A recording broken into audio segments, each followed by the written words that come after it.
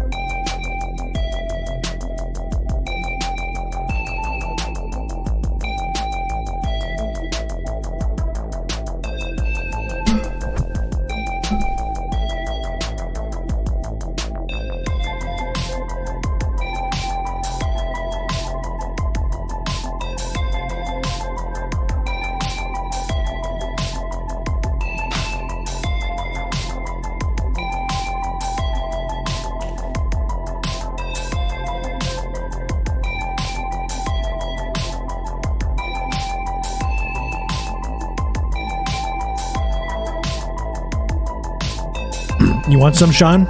Here you go. Open wide. Open wide.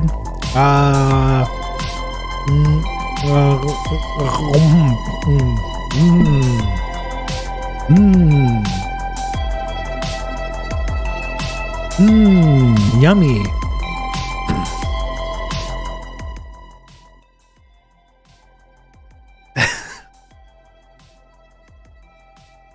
How's it going, folks? How are you doing? Do we need rib eating a McRib? No, because McDonald's has been added to the BDS list. So obviously not. 27 Club, how's it going? Just finish my sandwich here.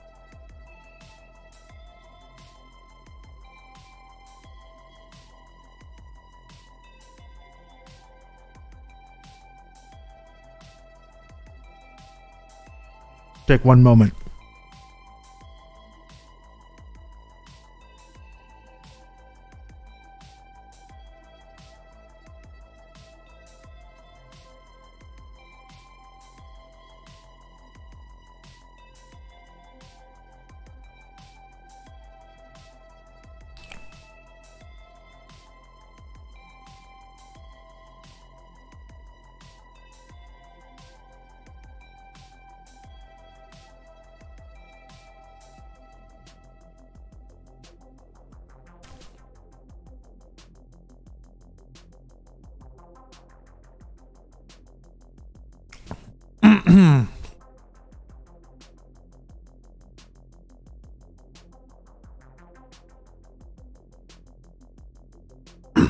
Listen, Lodane, people like this.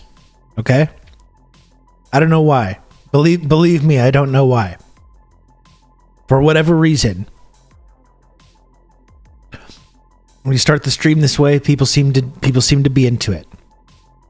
Don't ask me to explain it, okay? Don't ask me to explain it. Eating content in general is just very popular. I got a pickle as well.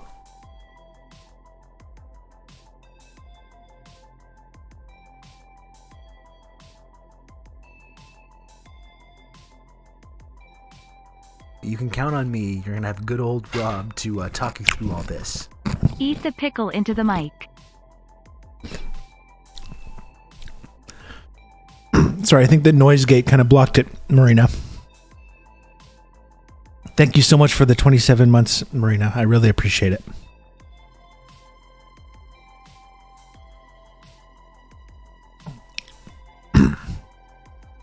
We heard it? Good. Good. I don't know, for whatever reason, eating this MF did say blick. Eating content is very popular. I don't totally get it either. Like, especially the stuff like they take that shit seriously. They use those like throat mics so you can really hear, like you can really hear all the chewing and the swallowing as well. You know, people really like this. That to me is a bit too advanced. You know, I get that sometimes people like to see me enjoy a sandwich or enjoy some noodles or what have you. But that to me is next level. I think I've talked about it before. There's this one like mukbang person on TikTok, and she's got to be like, you know, in her 20s, probably, you know, 100 pounds, just like a tiny young woman. And she just hoses down these meals of like eggs. It'll be like a soup with a bunch of stuff in the soup and like 12 eggs. And she'll just go.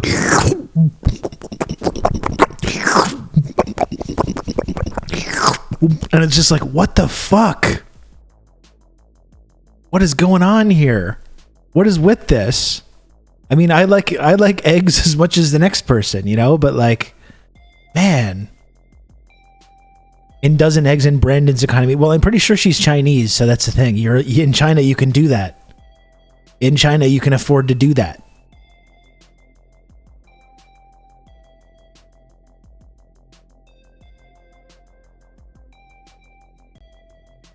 Because of the Belt and Road Initiative.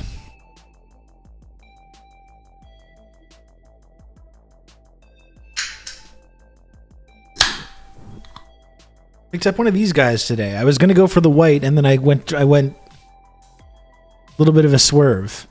Went with a little bit of a swerve on this one. The Ultra Blue. Chin chin, folks.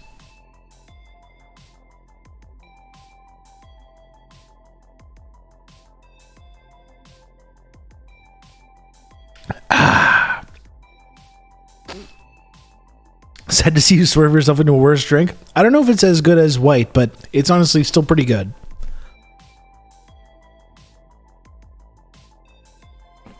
The CCP forces the streamer to eat 12 eggs. Man, that's crazy.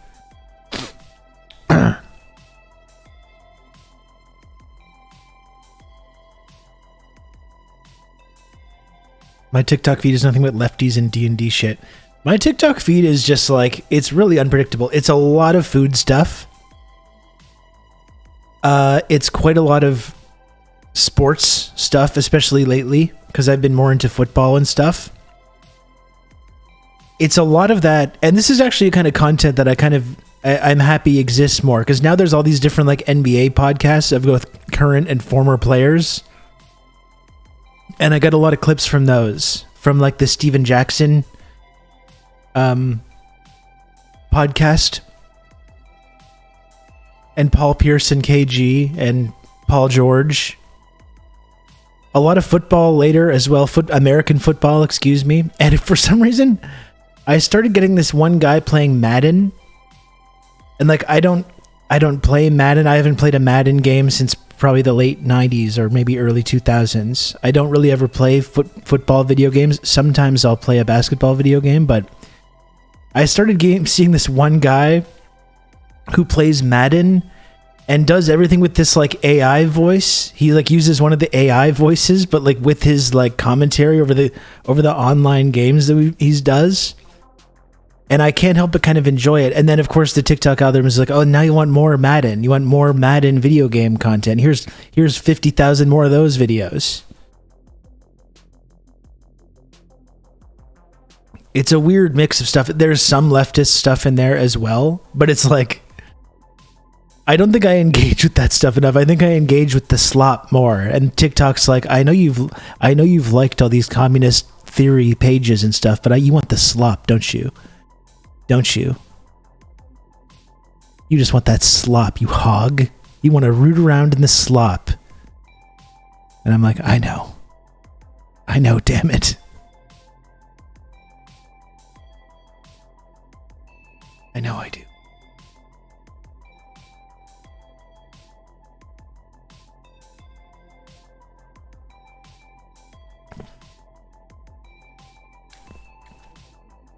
I don't really use TikTok, but whenever I'm on Instagram, there are times I have to pry away from a video that I would otherwise be interested in, because I know they got a shit ton more of it. I just wanted a one-off. Yeah, sometimes I like bookmark videos because I want to show my son too, and then you bookmark it and then you're fucked.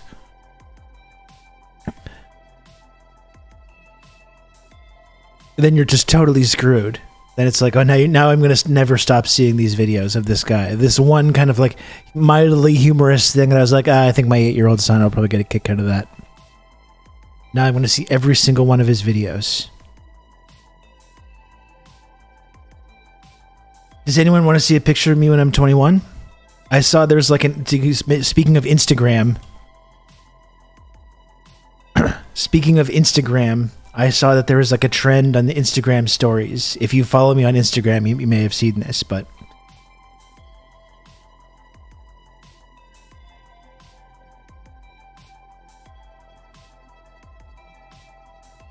there's this trend on Instagram stories though of like a book, a picture from when you're 21.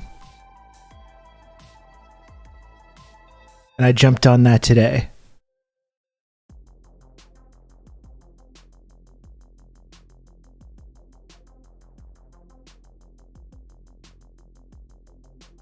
Does anyone? I got no responses.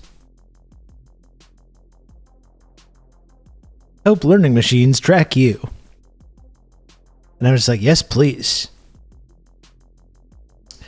Yes, please.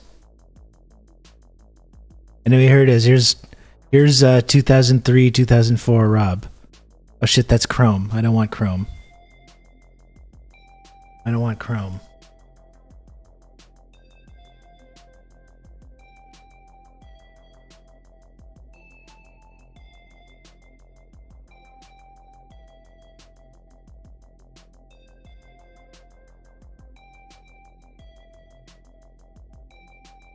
There he is. There's a Jupiter room. The Jupiter room on Saint Laurent in probably the year 2003. The reason I'm dressed like that is because it was like my friend did an 80s night.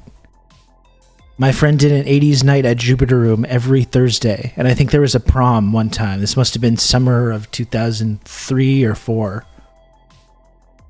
And so like it was like an 80s prom theme night at Jupiter room. Did you listen to Zeppelin? Yeah, of course. I listened to Zeppelin more when I was a teenager, honestly. Like this was really in the early 2000s indie rock wave.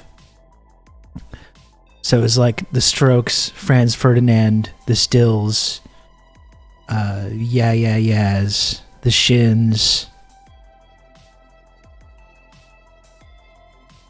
whatever else I was listening to around that time. That kind of stuff. Arcade Fire, Interpol, Modest Mouse. There we go.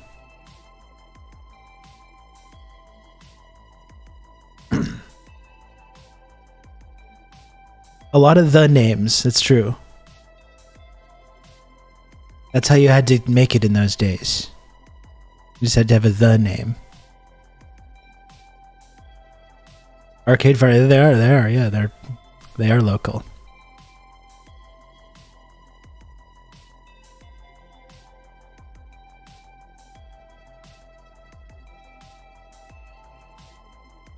And the local band from that era that I'll always champion is the Stills. The Stills came out with an album around that time called Logic Will Break Your Heart.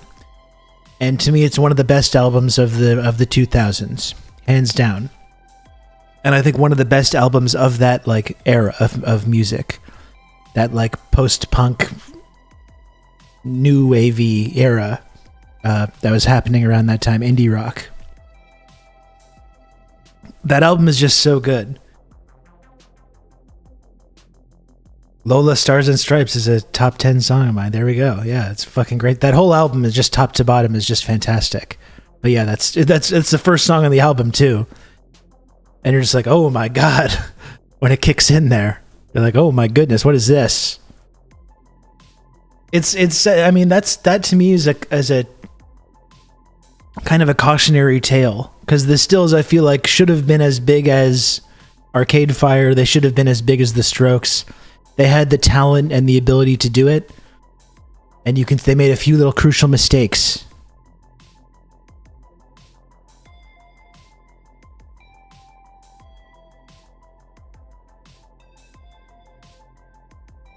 They took too long to put out the second album. I think they tried to move away from that sound because they thought the trend was over and they started trying to expand into other stuff.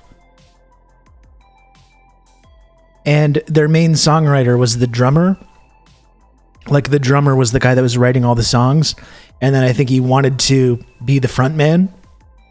He was tired of like having other people get the front man love from all the songs that he was writing. And then the next album, they made some changes and he was more the front man. And he's really super talented, but just wasn't as good as like the singer on that, and Tim on that first album is just like, he's just really good. And he just wasn't as good, unfortunately. Yeah, the second album is pretty good. Carrier Wave, No Feathers, I think it's called, but it's more like 70s.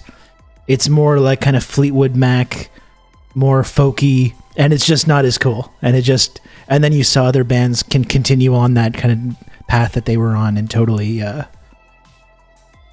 let's start lapping them. Love that album though. That's a fucking great album.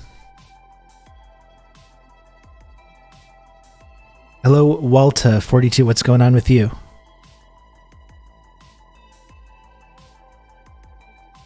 I'm listening to this Lola Stars and Stripes song for the first time. The intro is pretty good. Love that ethereal guitar sound. Yeah, it's great. It's kind of shoegazy. It's like shoegazy, post-punk. Really good song. I mean, that album is just top to bottom. It's really good.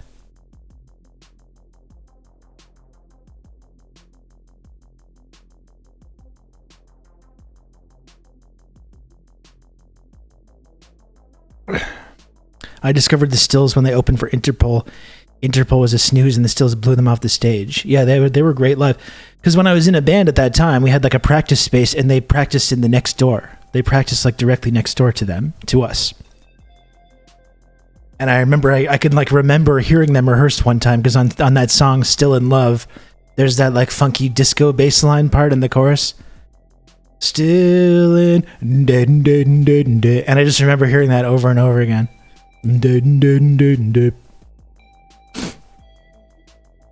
Nothing much, just drinking wine. Walter, it's 1:07 p.m.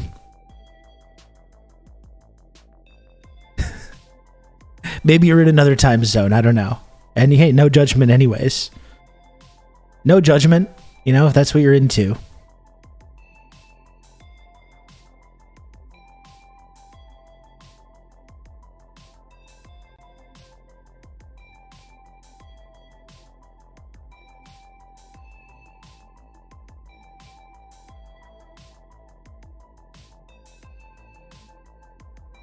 It's 11:07 a.m. and I'm drinking whiskey, okay? All right, well, hey. No judgment here.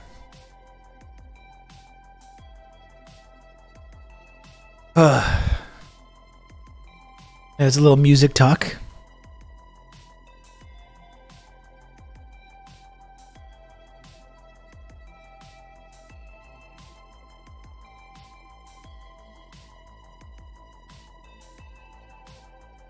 It's 6:08. I'm British. Oh, good.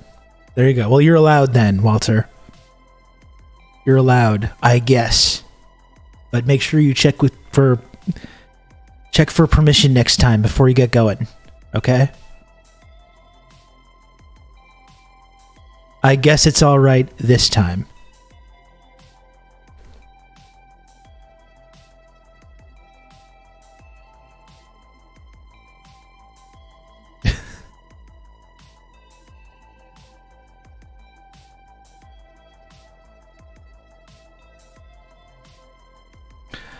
On some of the songs that I wrote, over the last couple of years, there's that one song that I did, Tech Noir. That's the only one that I really tried to kind of recreate that sound. I tried to recreate a little bit in my own way the sort of early 2000s indie rock Montreal kind of sound. I'll let others be the judge of how successful that was. How many guitars do you own? I have 2 electric guitars and 1 acoustic guitar.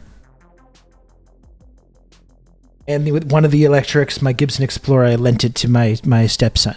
So he has that right now. So right now I just have 2.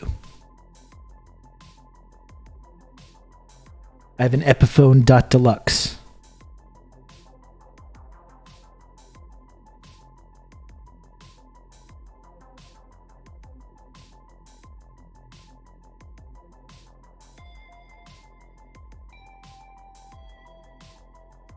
Yeah, the Wolf Parade universe is most of my fave music. And I should mention them. We're talking about local bands. Like, they're one of the major ones. And it's actually been cool as an older guy getting to know Dan a little bit. Not through music, funnily enough, but through, like, doing this kind of stuff.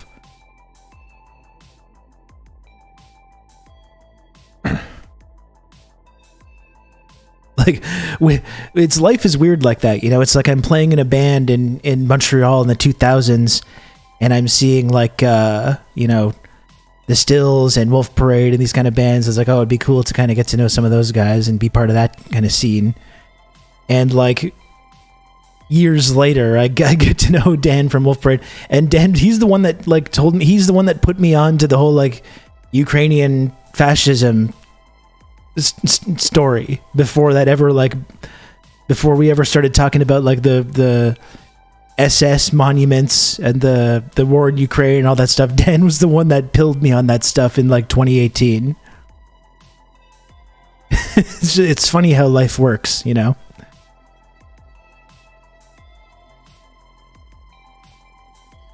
Yeah, he was way ahead of that curve.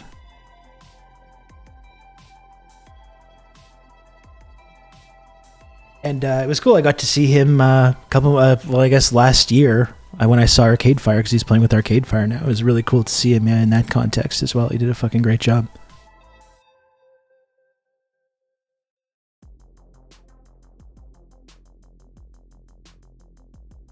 If you're curious about my music, I'll put the link here if you want to listen to it.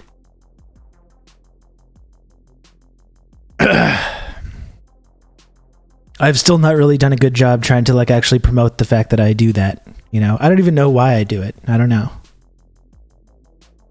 It's just more of my hobby. I love the Operator stuff for sure. He did that stuff is really good.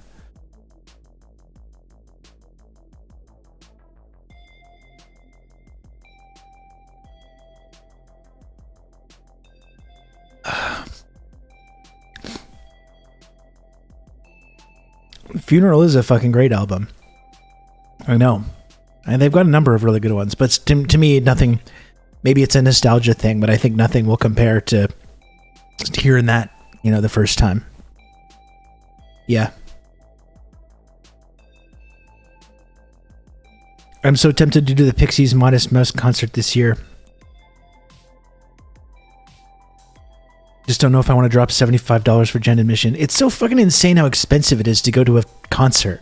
Like, it's ludicrous. Like, that's the only one that I've been to in the last year was Arcade Fire because Dan got me in.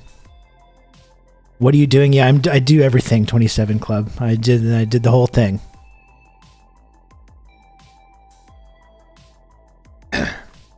Now it's the only way for artists to make money. Well, that was always true to a certain extent. Because, like, unless you were selling, like, a lot of CDs or whatever, you're not making that much money. But you make money from touring and from selling merch and that kind of stuff. But now, because the labels aren't making money on selling physical media, now they've got to get their little fingers into the live stuff as well. So that's probably why the prices have gone up so much. Montreal really seems like the music heart of Canada. I'd love to go sometime. It's just, for music or for a lot of things, it's just a fucking great city, honestly. It's a wonderful city to be in. There's things that bother me about it, things I don't like about it, but, you know, especially, like, between the months of, like, May and October, it's beautiful. It's a really interesting culture, some of the best food in the world, music, a lot of cool stuff to do. Really good, really great city. Yeah, 27 Club. That was the one. That was me doing. I was trying to do Springsteen with that. With that one, that was me doing, like, a Nebraska style Springsteen kind of song. I really like writing songs. I haven't really finished any in the last couple of months. I've come close, with me, when it's writing a song, usually I have to like capture. Usually I've got to just like capture the thing and capture it all within like a couple days. And if I don't quite nail it, then it gets put on this kind of pile and I never end up finishing it. Gilf of Tonkin, hello, good afternoon. You got them all dressed chips up there? Yeah, we do. Yeah, I don't really eat them very much, though, I gotta say. I'm more of a Miss Vicky's boy. If I'm gonna get a chip, I'm gonna get a Miss Vicky's.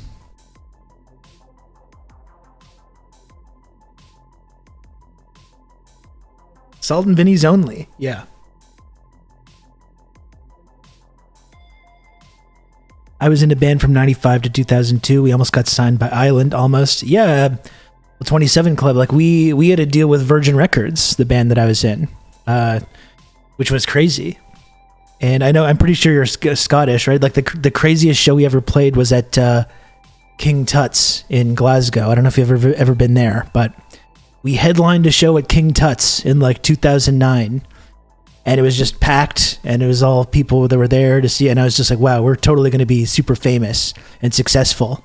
And then, like, shortly afterwards, my career just kind of went into the garbage. But it was quite a time, though. Quite a time.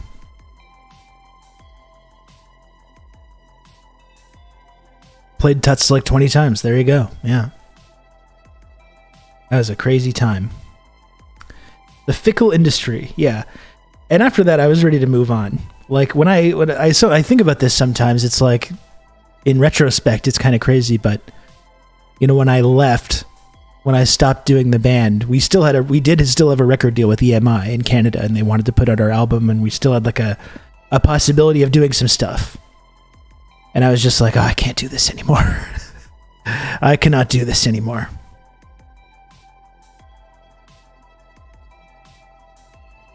I'm going to go normie. And I tried to do that, and that didn't really work out so well either.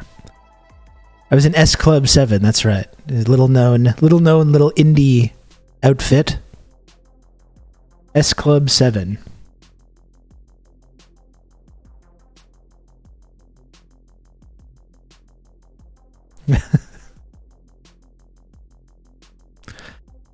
That's right, Dr. Awesome. It ain't no party like an S Club party. Oh. Absolutely.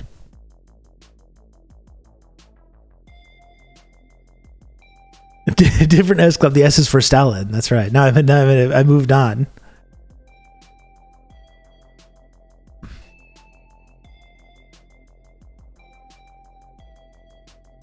I've moved on to a different kind of S Club.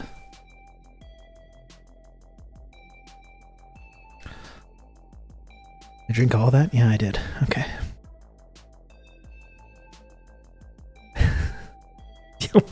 Hello, Dane.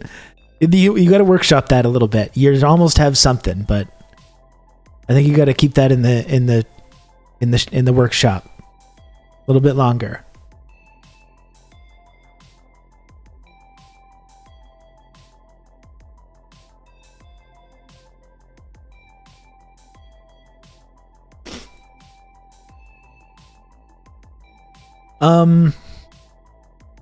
So I don't know, what are we doing today? I guess I'm probably just talking about the same stuff we've been talking about all week. I mean,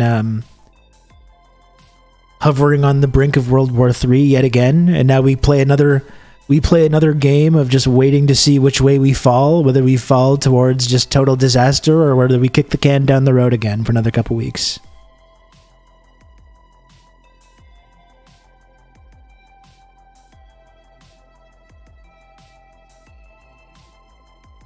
That's fun. Psychologically, that's fun, isn't it?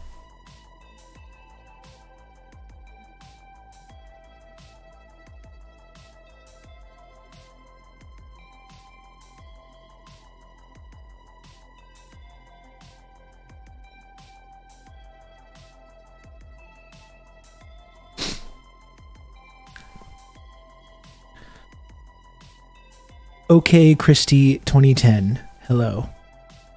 What is up? Howdy. Bring it in here. You had 10K followers yesterday. That's really cool. That's really exciting. 10K. That's a big fucking deal.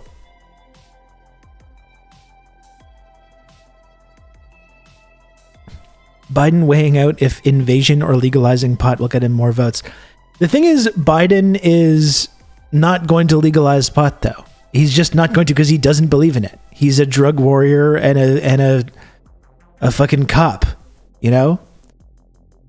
Like, they could have ran on that in 2020 and just, I mean, they didn't even need to, but it's just like, he could have announced that any time. Was I the 10K last follower? No, you're very close, Christy. You were 10,002. Congrats on the 10K. Thank you, Lioness. Thank you. I appreciate you. I know 10K is important, but today someone told me I was giving them a, quote, weird boner. And I think we should focus on my achievements for once, okay? Lodane, I would appreciate if you didn't talk about our DMs publicly. Okay, that's between us. The things I say, that's private, all right? It's okay this time, but let's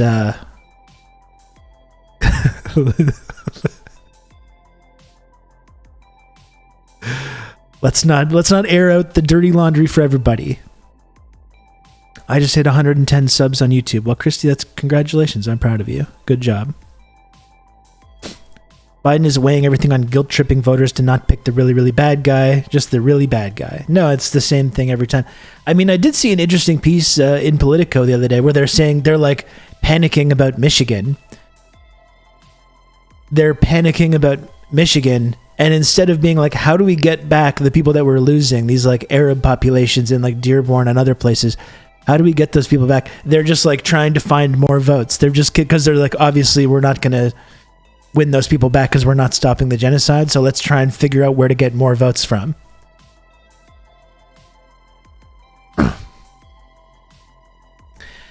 It's crazy though, because I still just don't want to make any predictions. You know, Biden very well could still win. I still am not sure if he's going to run, but like he's still, despite everything, he still very well might win. Like, I don't know if like conservatives and Republicans in America have their shit together enough, even with how vulnerable Biden is, even though he can barely talk, even though he's incredibly unpopular, even though everyone fucking hates him. Republicans are so wedded to their dog shit reactionary ideology that they can't actually offer anyone anything except like trans panic and like fucking racism. And I'm not convinced that that's going to get it done.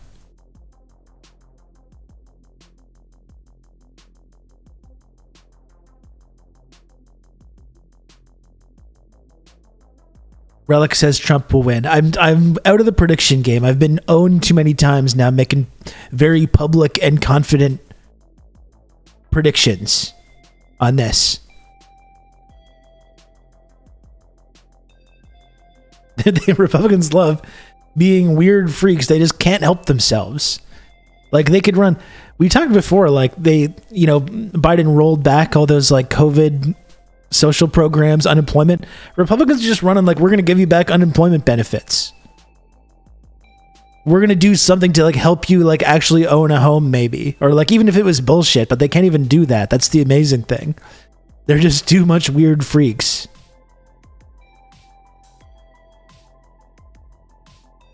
Rob's number one prediction: my teenage daughter will date an MS-13 guy. She's actually dating a Houthi now, a Yemeni pirate.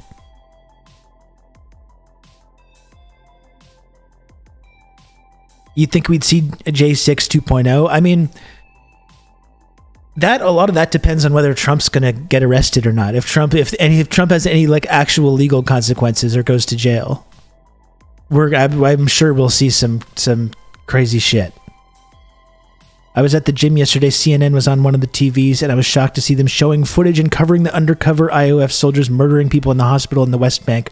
Chiron reads, IDF completes successful raid in West Bank hospital. It's amazing, Marty, seeing people justify that. I saw like even Brianna Wu and these like these fucking liberals being like, they're terrorists. It's a successful operation getting rid of dangerous terrorists, like according to the IDF. Or even if they were Hamas guys, like even if they were. I think they said one of them was like the security representative from Hamas or something like that. So it's like, well, a fair game. It's like, really? Is it fair game? Is it fair game to disguise yourself as doctors and nurses and shoot unarmed people in their beds? Taking out a dangerous terrorist who is dangerously in a coma.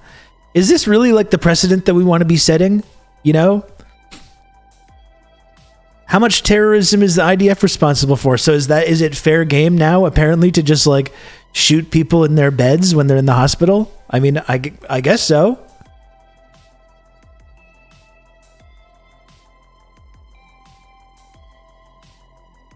I think that's one of the amazing things about this for me. It's just that, like, there's just no restrictions. There's no restrictions. If someone's connected to Hamas, no restrictions.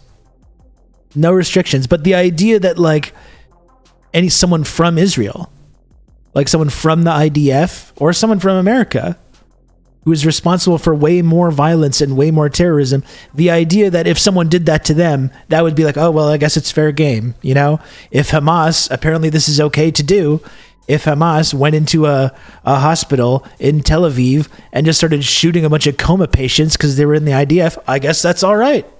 I guess that's totally fine to do now. But none of these people would actually say that. It's okay because they're Hamas, because they're Palestinians. It's okay to shoot them in their hospital beds. It's okay to shoot them, blow up their homes, and kill their families. You know? It's okay to strip them to their underwear and blindfold them and humiliate them and frog march them around in the street.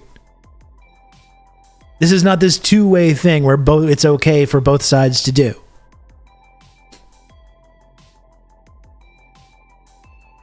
It is crazy making, for sure, pry bars. Like, that's what I mean. It's kind of like, it's so cliche to call it gaslighting, but like, I feel like it is designed to make you feel insane. You know?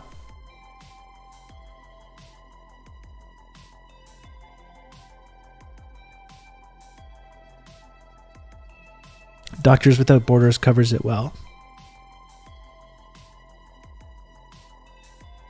Like I was saying, I think it was Mike Peisner yesterday, was saying, like, if you're a soldier and someone, like, ambushes you, and in that ambush, the person that tried to kill you is, like, wounded, under international law, you have to help them. You have to help them. You have to make sure that you have to get them to a doctor. Like, you can't, if someone tries to kill you and you mortally wound them, you're legally required to, like, get them help. You can't just you can't just watch them bleed out or execute them or whatever. Even someone that just directly tried to kill you at that time. But this is like, oh, people are connected to an extremist group that are injured in a hospital, in a coma. Let's just go in and just kill them and it's okay. You know?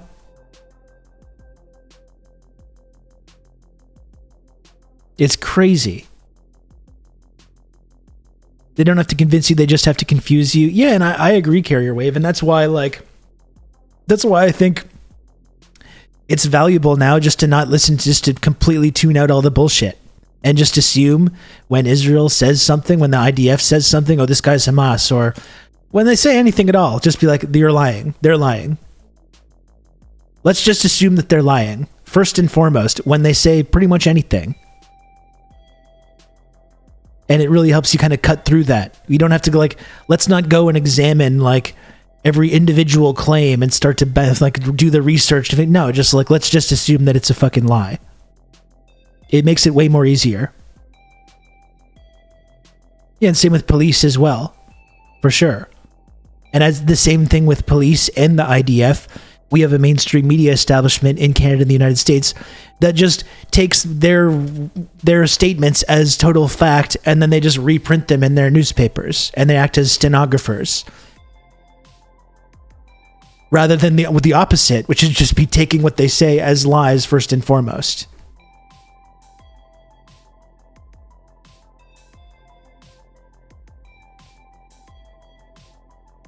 The most dangerous people are those that are unconscious. Yeah, well, these were Hamas guys that had Freddy Krueger powers, you see.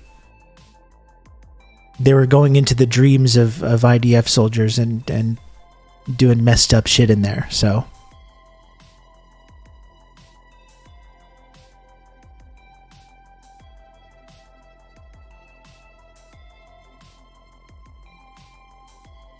You gotta be careful. You gotta watch out.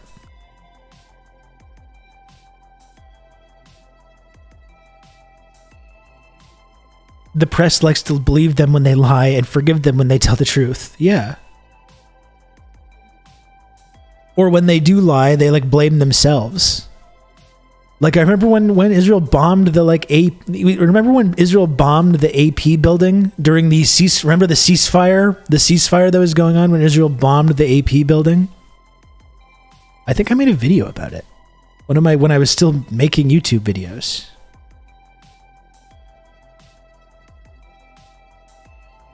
And it's like they like apologize. It's like they apologize to Israel for Israel blowing up their own building. It's nuts.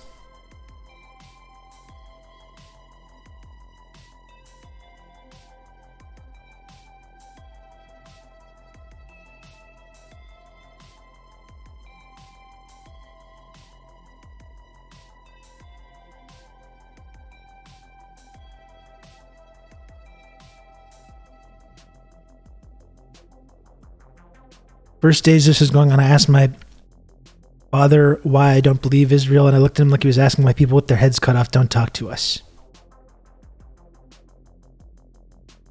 It was 2021. And that's even, there was remember all the people, there was a ceasefire. There was a ceasefire on October 6th. It's like, there absolutely was not. No, there was not. What the fuck are you talking about?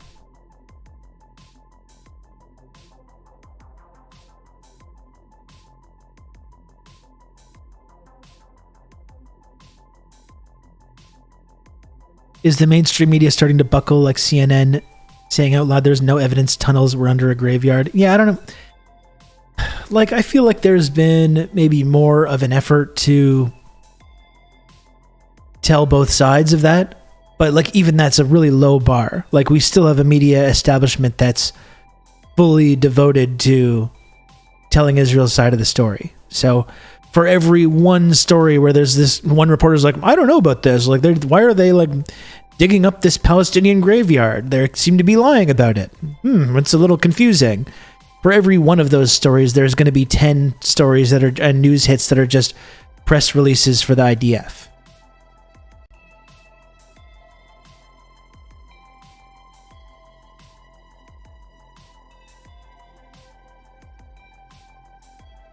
There's been pushback. Funnily enough, Canadian media has gotten more hawkish, which I didn't think was possible. Well, it's like we talk like in that about that clip, you know, and it's like they do this kind of lame effort to be both sides, but at the same time, they're like they front load the entire piece with like October 7th, the worst attack on Jews since the Holocaust. You know, that's the way you set it up, and then anything that you try to be both sided beyond that, you've set the table with like Israel's fighting basically Nazis.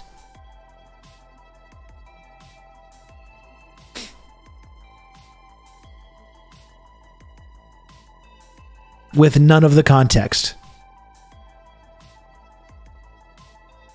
The media will pay no consequences for going along. No one lost their job for repeating Iraq lies. You can lose your job for questioning though. Yeah, and it's the whole Chomsky self-censoring argument, you know? No one's going to ask questions because you get the job at CNN because you're a Zionist, because you believe all the bullshit about Israel's right to exist and right to defend itself. You know? You believe all that stuff. That's why you're there already. So no one has to tell you, hey, you got to talk about this like this. Here's your talking points.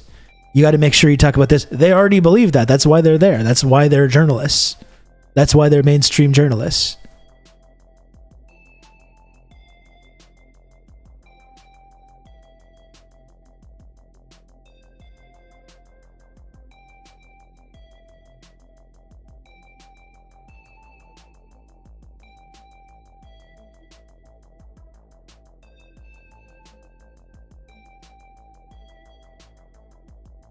Actually, just seeing if our event was up on the CUTV website. I don't think so yet.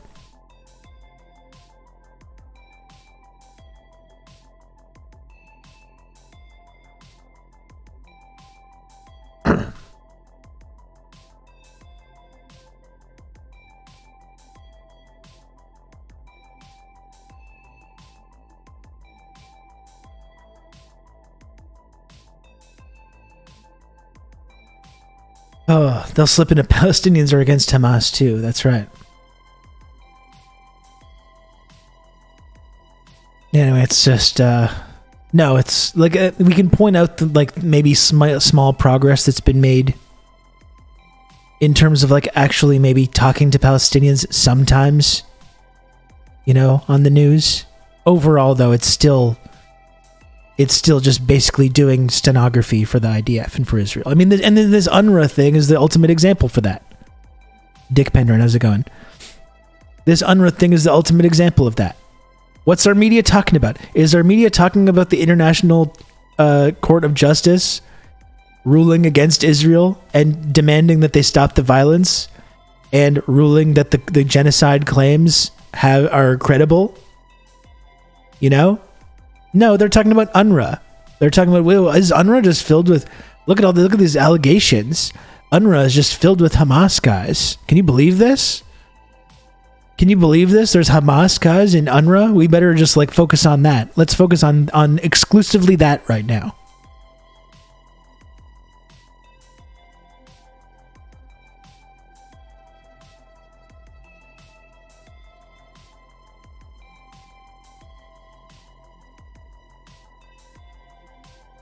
That's how our free thinking, critical thinking media people are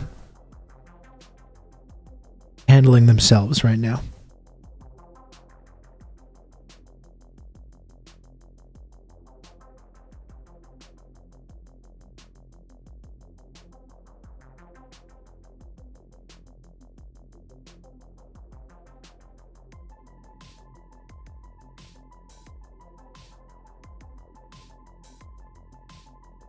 They're trying to discredit the ICJ now because UNRWA information was provided during the hearing. Yeah, it was like the UNRWA chief was quoted extensively, for sure.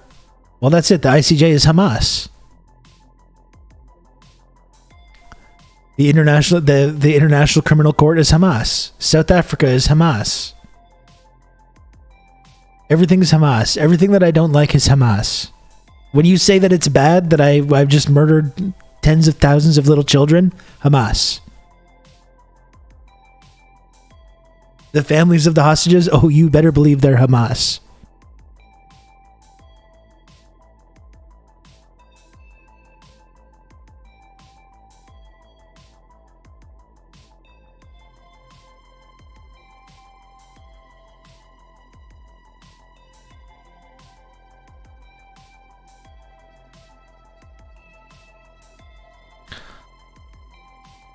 Okay.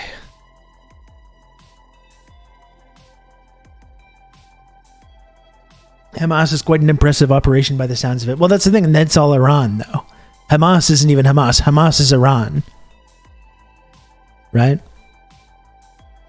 And Iran is sometimes Putin as well. That's what it all comes down to.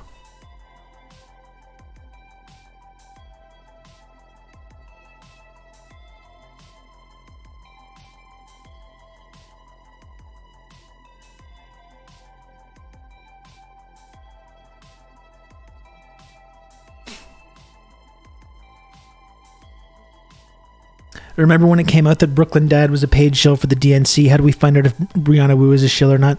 Honestly, I think Brianna Wu is just more of a pathetic person that's angling to become a shill for the DNC. I don't think she is a shill. I mean, this is purely speculation. I have no idea. I think she's just angling to be invited to the team. That's all. You know?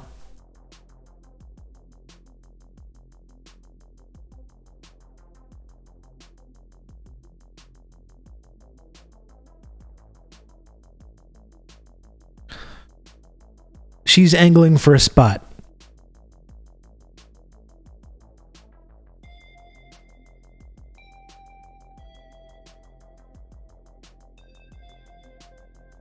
Her current status, pathetic wannabe shill. That's right.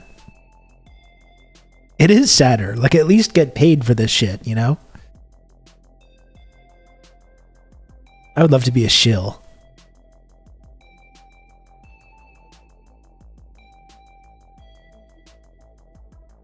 Everyone wants to be a DNC shill and psyop now that Taylor Swift made it cool.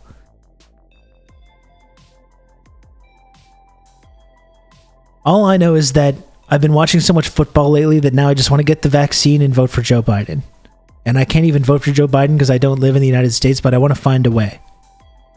I want to get a Pfizer vaccine right in my femoral artery and go vote for Joe Biden.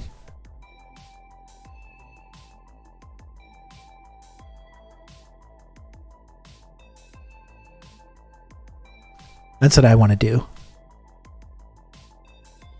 And listen to 1989, Taylor's version.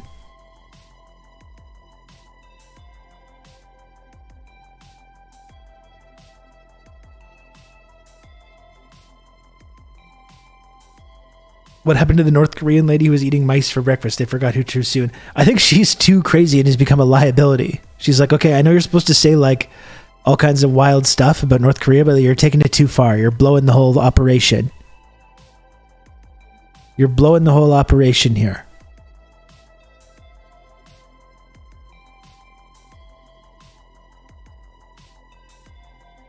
Yeah, just become one of those migrants coming to the U.S. illegally to vote for Joe Biden.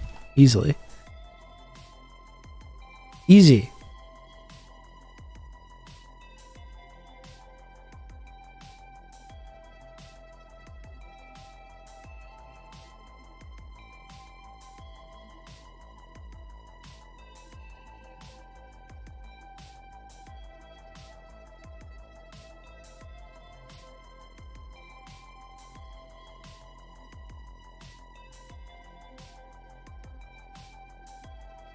Marty mentioned the CNN coverage of this like hospital raid. I'd kind of like to take a look at that, actually.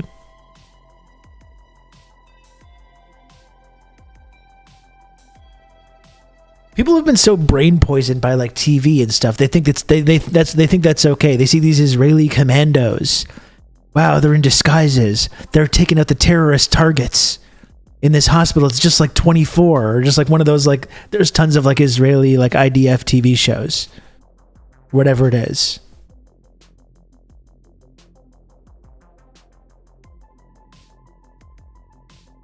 But again, it's like you're not establishing some situation where that's all of a sudden okay. As we've talked about many times, the IDF's responsible for way, way more violence and terrorism than Hamas or anyone else. And I don't think anyone would make the mistake of thinking that it would be okay now for Hamas guys to go and dress up and go into an Israeli hospital and just start shooting people in their hospital beds.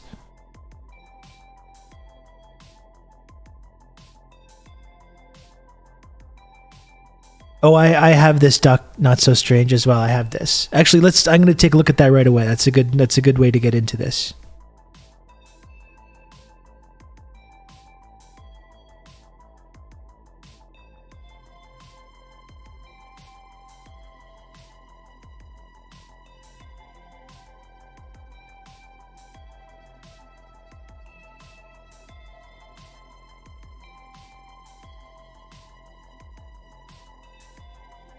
Israel has the right to carry out anti-terrorism operations to bring members of Hamas to justice. But as I said, we want them to be carried out in full, Saeed, let me finish, in full compliance with international humanitarian law.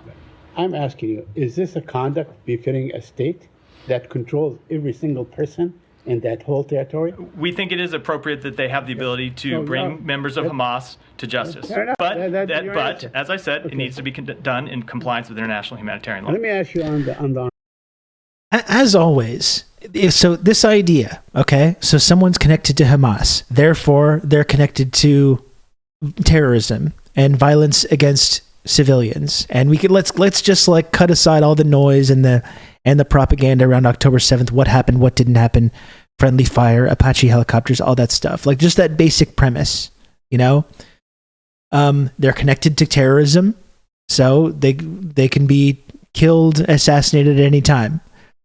That argument, which apparently is like widespread in the United States government and like the liberal sort of ruling class, and they're wannabe shills who apparently agree with this. If you're connected to one of these terrorist groups in any way, you're fair game. Your home can be blown up. Your family can be blown up. You can be shot in a hospital bed. You can just be unarmed, assassinated, whatever. And Obama, by the way, like perpetuated this policy with the drone assassination program. So this is not just about Israel. This is about America's like war on terror, a central plank of like the Obama era Americans' war on terror strategy. You can just, if you're associated with any of these groups, you can be shot at just like a cafe with your kid. You know, you can be blown up, whatever. That argument, you can count on me. You're gonna have good old Rob to talk you through all this. Diego, thank you for the gifted sub. I appreciate you, Diego. That argument justifies whatever happened on October 7th.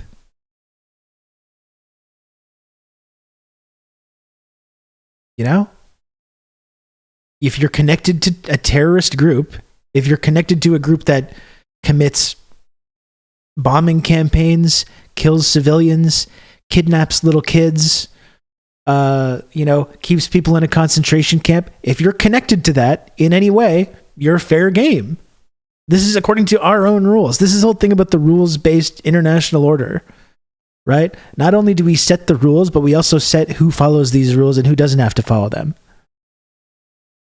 But if you're connected to a terrorist group, a group that engages in, and I'm referring to the IDF, but even if you don't want to call it a terrorist group because it doesn't fall into some definition because of state versus non-state actors, whatever. If you're connected to a group that bombs civilians, blows up people's homes, locks up little kids, intentionally maims people, murders civilians, apparently you're just fair game to be killed at any time, according to like what these fucking ghouls are saying. So that's the ultimate like weird dichotomy about October 7th. Is like October 7th is just the justification for all of this. All of this over the last 4 months, everything that we've seen.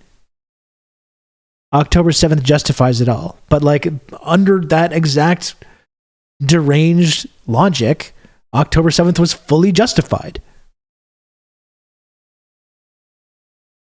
I think that's the thing that makes me crazy about this idea that like we don't have to, they don't have to follow, they have to follow these rules apparently, and these rules do not apply to us in any way.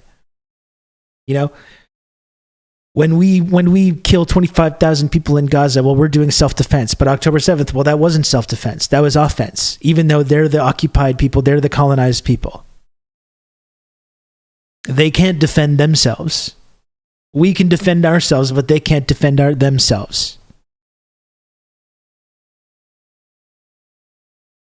Like it's just insane, and like this is the thing: people around the world are just not accepting this anymore.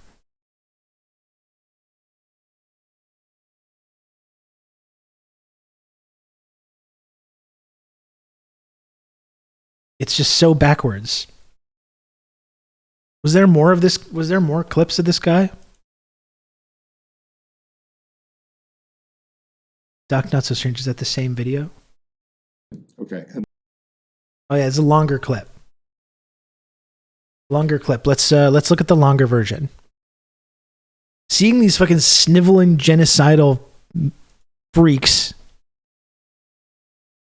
has been so illuminating over the last couple of months. It's enraging, but it's real banality of evil stuff. Little Eichmanns. Okay, and then my second thing, which is related but not UNRWA, which has to do with this operation that the Israelis launched in Jenin, a hospital today. What do you have any comment on that? Is this something that you think is problematic, or is it something that you look at with envy? You can count on me. You're gonna have good old Rob to talk you through all this. TRRS Sankara TRRS Friendship Triangle. Redispi, thanks for 11 months tier 1. Almost an entire year. Thank you very, very much. Possible mission that we wish that we could also do. So I'd say that we strongly urge caution whenever operations have the potential to impact civilians and civilian installations. That, of course, includes hospitals. We do recognize the very real security challenges Israel faces and its legitimate right to defend its people and its territory from terrorism. Israel, of course, has the right to carry out operations to bring terrorists to justice, but those operations need to be conducted in full compliance with international humanitarian law. Well, do those operations include going into hospitals and murdering people in their beds, regardless of whether they're they are suspected or even known terrorists? So, is that okay with you guys? So there was a lot in the premise of that question. Obviously, we did know that they went into. Well, you don't think that they went in and killed complete people who were completely innocent. So let me say that if you did think that, then you would. It's territory. It's the West Bank. It's a hospital in the West Bank. Went in and killed complete people who were completely innocent. So let me say that if you did think that, then you would be condemning it, right? We certainly would, but I would say that Israel has said that these were Hamas operatives.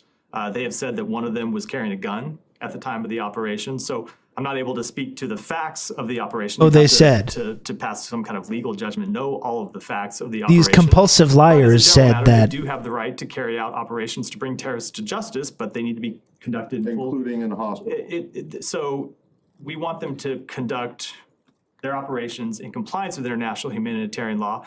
We would generally say that we don't want them to carry out operations in hospitals, but under international humanitarian law, hospitals do lose some of their protections if they are being used to for the planning of terrorist operations, for the execution of terrorist operations. The actual hospital building does, but I mean, going in disguised as women and doctors and whatever is something different, and then going in and picking out people in particular rooms and particular beds and killing them seems to be something different. So again, not able to offer an assessment without knowing all these facts. I said some of the facts that have been presented by Israel are that one of them was carrying a gun and that they were planning to carry out or to launch terrorist operations. So you would have to look at all of those facts to make a specific assessment. I don't understand this too. It's like they keep saying it's a war against Hamas. It's a war against Hamas. Well, they're planning it to carry, but like, what are they planning? Like, what? You have one side that has an army that's fighting a war, and the other side, when they say, hey, let's think about ways that we can like fight in this war, that is now carte blanche to just go and shoot people in their beds in hospitals. Like it is fucking crazy to me. Assessment about this operation, but in general, we do want to see hospitals protected. It is important that no civilians were harmed in this operation. And as I said, we do believe Israel. How do you know that? There have been no reports of civilians who have been harmed in this operation.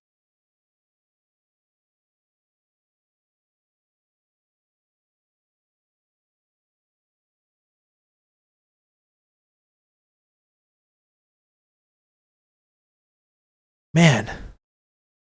But we've had the same conversation over and over, but it just never ceases to like break my brain. It's like they keep saying it's a war against Hamas, which obviously is not. It is obviously not a war against Hamas. It's been going on 4 months. I can go with a low estimate of people being killed. Let's say 25,000 plus. It's surely higher than that. How many Hamas guys? Well, we don't know. They're still, like we pointed out yesterday, they're still launching rockets at Tel Aviv. So whatever Hamas guys you've killed in those 25, 30,000 people that are now dead, you still haven't limited their ability to launch rockets into Tel Aviv, as they were doing that yesterday. But they keep saying, so it's not a war against Hamas, but they keep saying it's a war against Hamas. It's Israel's war against Hamas. It's not against Palestinians. It's not ethnic cleansing. It's not war against the civilians of Gaza. It's a war against Hamas. Obviously, that's bullshit, but like even under that framing, if it's a war against Hamas, is one side not allowed to fight in this war? Like, this is what I don't get. One side is just not allowed to do anything. And guess what? They're the side that don't have the planes and the tanks and the guns and the army. They're literally just not allowed They're not in this war, apparently. When they start planning how to fight back in this war, which is how it's being described, that's terrorist operation. Now that's further excuse for us to just go in and do whatever we want.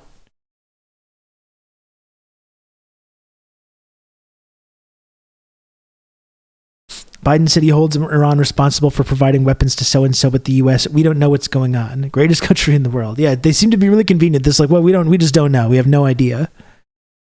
We just don't know. And the whole thing of like, we know Iran is providing the weapons. It's like, yeah, they provided weapons to fight ISIS. I thought those were the bad guys. And Iran is fighting those bad guys. We were told repeatedly, these are the bad guys. And Iran was fighting those bad guys in Syria and in Iraq. Helping, like, arming and funding these groups, militias, to fight ISIS. I thought they were the bad guys. But now we're going after the people that were fighting the bad guys. While the bad guys, ISIS, are engaging in terrorist attacks in Iran. What's going on with that? Bit of a head scratcher, isn't it?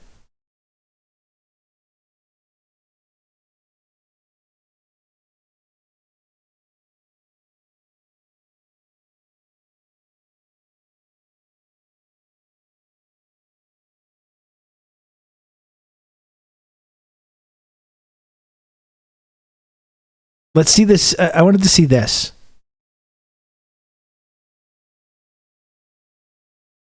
Undercover Israeli forces infiltrate a hospital in the West Bank and kill 3 militants. More on that coming up.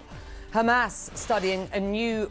I would just like to know, killing 3 militants in the hospital. I would just like for someone to say, if this is all right, is it okay then for Hamas to disguise themselves as doctors and go into a hospital in Tel Aviv or somewhere else and start shooting IDF people in their beds? I would like someone to ask that question.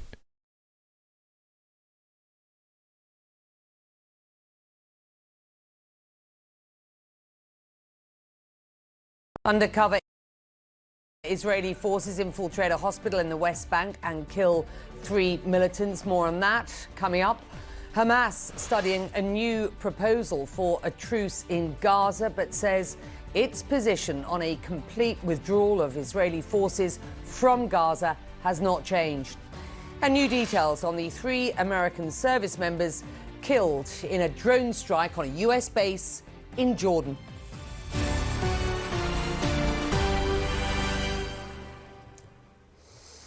Well, we start with what the official Palestinian news agency calls an assassination inside a hospital in the occupied West Bank. Let's see the justification in the spin here. You are watching now shows undercover Israeli forces infiltrating the Ibn Sina hospital disguised as medical staff and Palestinian civilians, including as women. Israel's far-right National Security Minister, Itamar Ben-Gvir, shared... And this is an interesting point as well, Dick Penderin. There's a reason why you're not supposed to use disguises as that. It's because it damages the protection given to medics in war. So if you think they might be soldiers, not like Palestinian medics had any protection to begin with, but yeah. That does make sense as a general rule of why you should not be able to do that. This clip on social media congratulating the forces on a, quote, impressive operation against what he called terrorists. Well, officials on both sides confirm that the IDF killed 3 young Palestinian men. Hamas said the men were Jenin Brigade's fighters, an umbrella group of armed Palestinian factions within the Israel-occupied city of Jenin, and that one was a member of Hamas's military wing. Hospital officials there say the men were sleeping at the time of the attacks. Very brave. Senior international correspondent Ben Weedham was inside that very hospital just a few months ago. Ben, what do you make of what we've seen? Well, certainly this is a fairly brazen attack. It happened between 5 and 6 a.m. About a dozen Israeli soldiers, as you said, disguised as medical personnel. Women, they had a wheelchair with them. One of them was carrying a baby's car seat.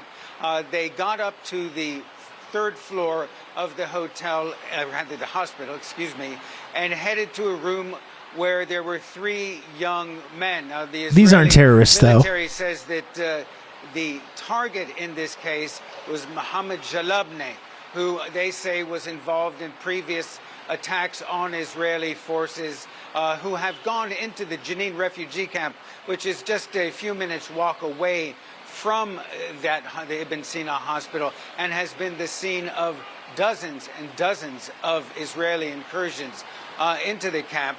They shot him and 2 other men. One of the men, Basil Ghazawi, was in the hospital. He was actually injured in an Israeli airstrike on the Jenin refugee camp back in October, an airstrike that killed 4 Palestinian youths, including a 15-year-old boy. Now, as a result of that airstrike, he was partially paralyzed in his lower body, and what we understand from hospital staff, shooting a paralyzed man in his bed. That's very brave. His bed with his head on the pillow when the Israeli hit squad came in, shot him at point blank range. Jesus Christ! His head was still on the pillow. And honestly, I'm interested to see. We've been talking about whether the tide is shifting at all. We saw the CNN clip the other day of like the graveyard that's being dug up, and like asking questions about that, and kind of showing that like, you know, they're lying and not being honest. So we'll see whether they try and justify this. This isn't the first time Israeli special forces have used disguises to go into Palestinian towns and institutions. Just a few years ago, an Israeli squad went into the Birzeit University outside of Ramallah, disguised as Palestinian. So Israel's so fucking full of psychopaths, it's incredible they can even overtake the US. Well, that's the thing, it's not even Israel, because you see a lot of people, even liberal people, Biden supporters, seeing this clip and being like, yeah, this is cool. It's like TV. It's like TV, look, they're wearing disguises and they're taking out the dangerous militants. Who knows how many more October 7th they just prevented by this. Like, this is how liberal people, not like warmongering freaks are, sorry, I repeat myself, but like liberal Democrat Biden supporters are seeing this clip and being like, yep, I don't see any problem with this. Hey, Dollar Bill, how's it going? Yeah, I can't help but think of Munich when I see this shit. And yeah, and it's true.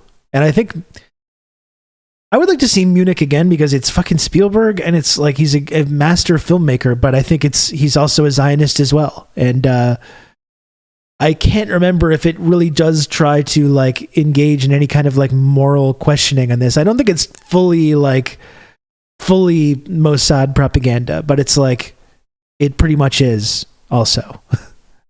There might be a little bit of like, are we just perpetuating the cycle of violence kind of questioning?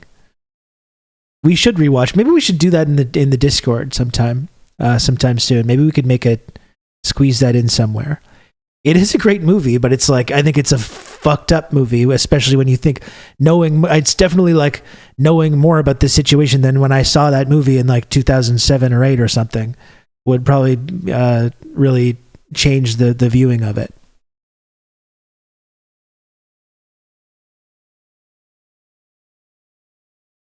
You really need to see it again if you think it's unquestioning. No, I do remember that there is a sort of moral sort of theme that goes into it. About the cycle of violence, or like the toll that it's taking on the Mossad guys while they're like going after, because it's about them going after these Palestinians that engaged in this attack that killed an Israeli Olympic team. Definitely would like to see it. Again, I think it'd be interesting to rewatch. Anyway, let's watch the rest of this clip. Let's see how much CNN tries to spin this, or whether they admit that this is a fucking grotesque crime. As Palestinian crew of journalists and grabbed a Palestinian student leader. Now, since the beginning of the war in Gaza on the 7th of October, the Israelis have dramatically escalated their operations in the West Bank, killing, I think, more than 200 people at this point. Now, the Hamas itself did acknowledge that the 3 men were members of the Jenin Brigades, which is an umbrella group operating mostly in the Jenin refugee camp that includes members of Hamas, Islamic Jihad, and other Israeli factions who have been very active trying to resist Israeli forces as they have made, as I said, dozens of raids on the camp in Jenin. Becky? Ben Wiedemann, out of Beirut in Lebanon today. Ben, good to have you. Thank you. Well, Hamas says it is, and I quote them here, studying a new proposal. So no real more commentary about that. With Israel, but in a new statement, the group makes clear its position has not changed. It wants just ending the reporting there. Yeah, let's just move on from that. Israeli forces from Gaza. Wow. Now, this new framework for a possible truce, along with freeing more hostages and Palestinian prisoners, came out of international... Just that in and of itself, freeing hostages and Palestinian prisoners. One group takes hostages and one group has prisoners. Never mind that, like, many of these prisoners became prisoners when they were literal children. They've been held in these prisons for years without being accused of a crime or not even knowing what crime they've been accused of. Or like being in the vicinity of a rock that was thrown at an IDF soldier or something like that. Like maybe we can interrogate that. Yeah, looters and survivors. Like it's fucked up the way the media uses language in this way. And if you don't pay attention, it subtly does its work on you. Like it's another clip that we were watching on the live show the other day. This question, like, what other country? This like Israeli spokesperson. We watched it on this show as well, I think. Actually, I can't remember. But what other country would just allow people to be taken hostage? You know, like this. But it's like that's what Israel's been doing. They take little kids hostage like every day,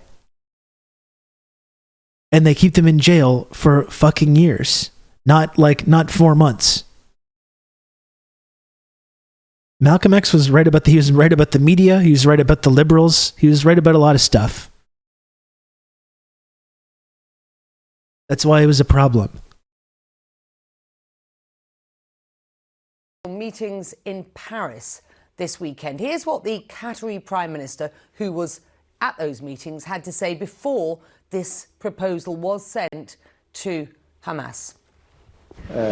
We have, I think yesterday was good progress made to get things back in shape and to at least to lay a foundation for the way forward. We cannot say that this will make us, in better shape very soon, but we are hoping actually to relay this proposal to Hamas and to get them to a place where they engage positively and constructively in the process. So now that the proposal has been relayed to and received by the terror group, what can we expect? Well, Alex Marquardt, following developments from Washington for us. Jeremy Diamond is in Tel Aviv. Alex, let's start with you. Let's just walk us through what we understand to be the framework of this potential deal. Well, and it is important that I think we do continue to call this a framework. These are broad ideas of what could be implemented, and everybody from the Qatari Prime Minister to the U.S. Secretary of State and others. I wonder how much negotiations have been stalled on the Israeli side around fear that they've already killed the majority of the hostages by dropping 2-ton bombs indiscriminately. I mean, the amazing thing is like no matter how many hostages Israel kills, it's always going to be framed as them being killed by Hamas. Or like, oh, Israel did it, but it was an accident. You know? No one's ever going to ask this basic question. Is this the outcome that they want? Are these hostages more valuable to Israel dead than alive? You know? When the hostages are back, we have to stop bombing Gaza. When they have hostages, we're allowed to just continue until we've killed as many people as we want to. Yeah, human shields. That's right. Hamas made us do it. Hamas.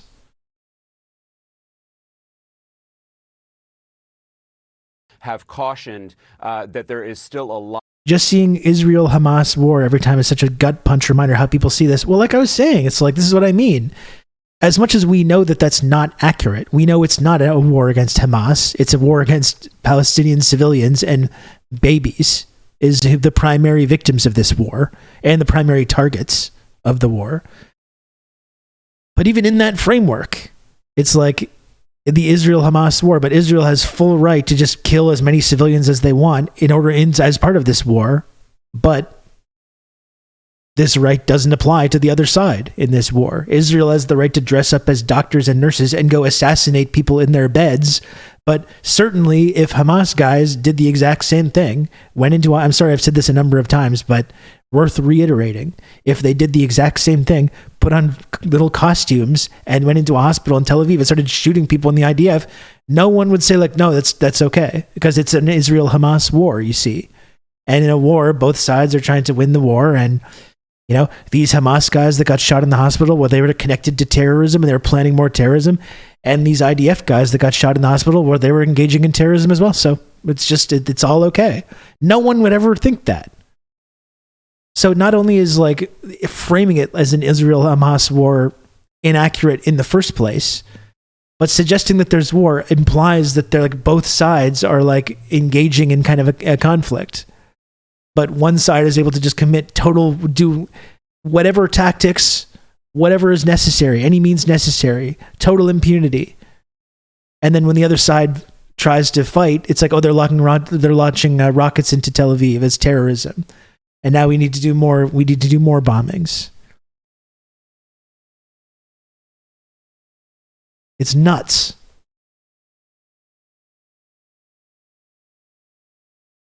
I kind of feel like even if the hostages walked out with a white flag, Israel would just shoot them dead. Wait, I'm hearing something. My producer's telling me something. Yeah. And still, that incident was not enough for any of these fucking weirdos in the media to start asking these kinds of questions. Who are we supporting here?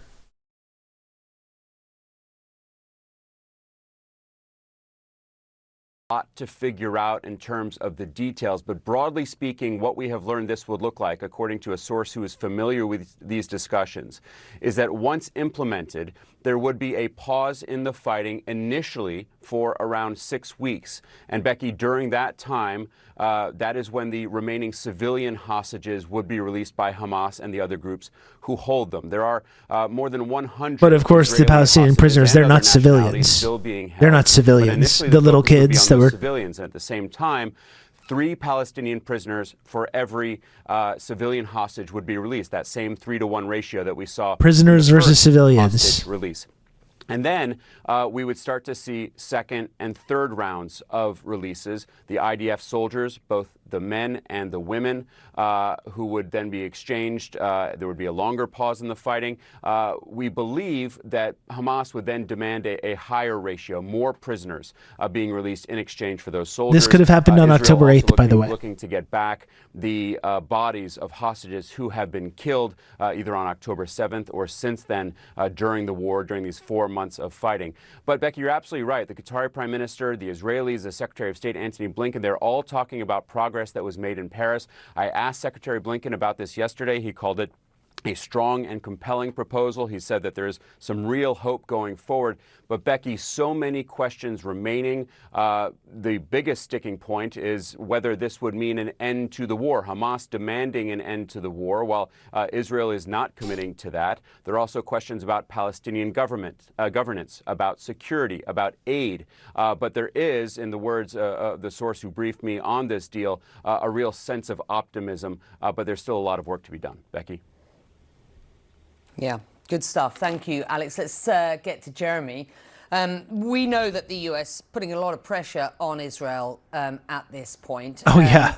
They're putting so much pressure on them. A permanent ceasefire ahead of Israel conceding to one, and we know that Hamas is looking for that. They're just putting so much pressure. Understood there from Alex. We do have the parameters of this deal as we understand it now. So what are we hearing from the Israelis themselves? Well, it certainly seems like this. There was just a conference where a bunch of high-ranking officials were like, at a conference bragging about how they plan on building new settlements in Gaza. Maybe we should talk about that as part of their response. Try and get Israel, Egypt, Qatar, as well as the United States to have at least those parties on the same page before they go back to Hamas with this latest broad framework to try and get to a deal. But it is also clear that significant gaps still remain. That is one of the points that the Israeli government has like made the Israeli government wanting to continue the genocide. Pushing back on some of the details that are being reported as That's one of the sticky points for them. Some of these details include conditions that they say are not acceptable to Israel, vowing to, quote, continue until complete victory inside the Gaza Strip. Yeah, that seems to be a stickler point as well. Hamas, which at this point, that is the most important thing to find out, is whether or not these terms, this broad framework, is going to be acceptable to Hamas. They say that they are studying this proposal, but they are once again putting it in the context of an effort to try and end this war altogether, saying that they will study this framework and give their response. They say, on the basis that, quote, the priority is to stop this aggression, the brutal attack on Gaza, and to seek the, quote, complete withdrawal of Israeli forces from the Gaza Strip. So they are very much signaling that that is still their end goal. That is, of course, a position that would be untenable to the Israelis. We understand that Ismail Haniyeh, the head of Hamas's political bureau, has been invited to Cairo to review this latest proposal with Egyptian officials. That will, of course, be a key meeting to see whether or not Hamas can get on board with this and whether or not the optimism coming out of this summit on Sunday is indeed warranted. Becky? You don't understand, Rob. Every time Biden agrees to give Israel billions of more dollars in aid, he secretly goes into the White House bathroom and shakes his head in disapproval. They've had some very tough conversations. They've been having very tough conversations.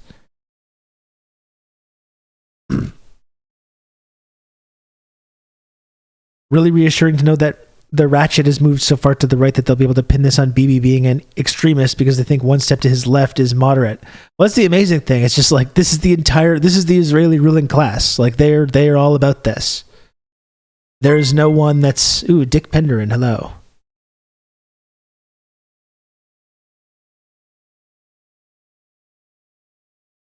Have a beer, Rob. Thank you, Dick Penderin, for the $6.90. Thank you for that. Yeah, like the whole fucking government is like this. We looked at the polling yesterday. Not even just about the government, but just like average people. 95% of the people polled said that they were using enough force or not enough.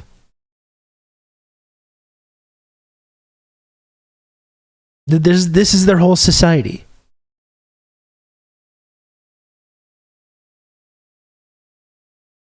The most dove Israeli PM ever set a policy of public beatings for Palestinian protesters and was assassinated by his own people for not being harsh enough, for being too much of like a hippie, commie peacenik.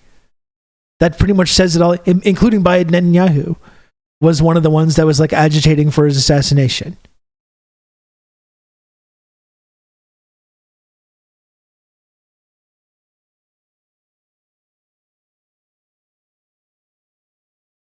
Like this is their whole society.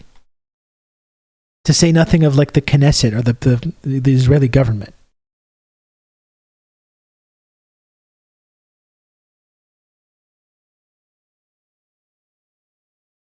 What is that? Oh, okay.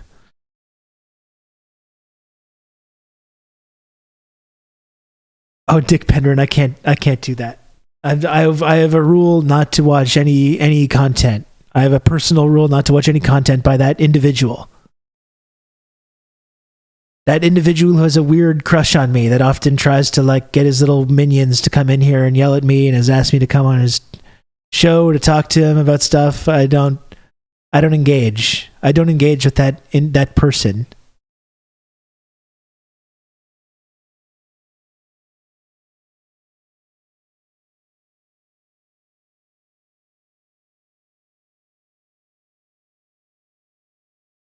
I'm sure it does end very badly because Omar is a smart person and with principles, and Steven is a fucking dumbass. So it's not surprising that it didn't end well for him.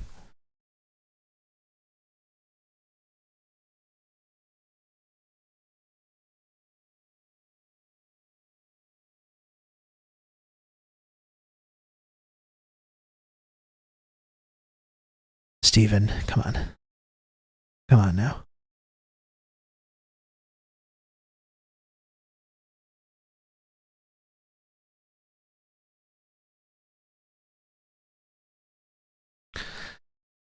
To go back to like the whole like Iran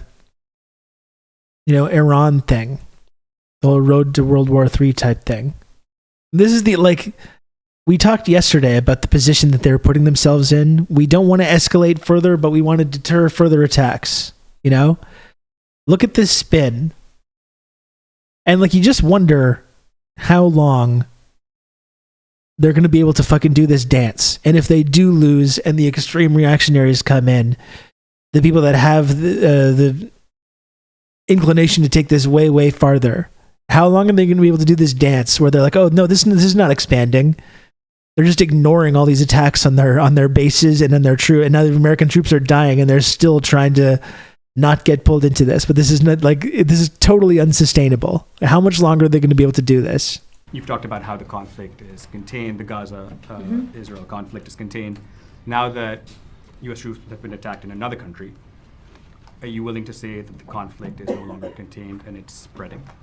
I wouldn't say that the conflict is spreading in that we've seen over 100 attacks on U.S. forces, unfortunately, over 100 attacks on U.S. forces in Iraq and Syria and, of course, now in Jordan. We don't want to see a widening of this conflict. Kind of seems like it's widening. Widening as it still remains contained to Gaza. But this attack was certainly escalatory in that it killed three of our U.S. service members. And as kind of seems like it's widening a little bit. We don't see conflict. We don't want to see a widening of a regional war, but we will respond at a time and place of our choosing. It's not spreading when troops literally have died in another country. Yeah.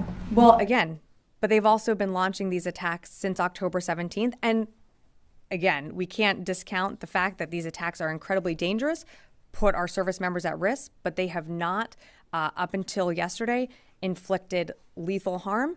They have been predominantly minor injuries and minor damage to infrastructure. It's honestly amazing how desperately they're trying not to pretend that this is spiraling out of control. Oh, it's mostly minor injuries.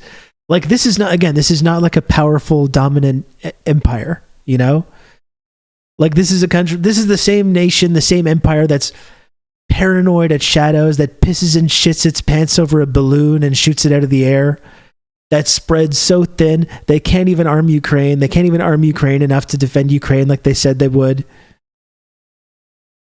And now they're being attacked. They're being attacked in the Red Sea. They're being attacked. Their military bases are being attacked. Their service members are being killed. And they're still just being, no, it's actually, mostly it's not that big of a deal. You know what I mean?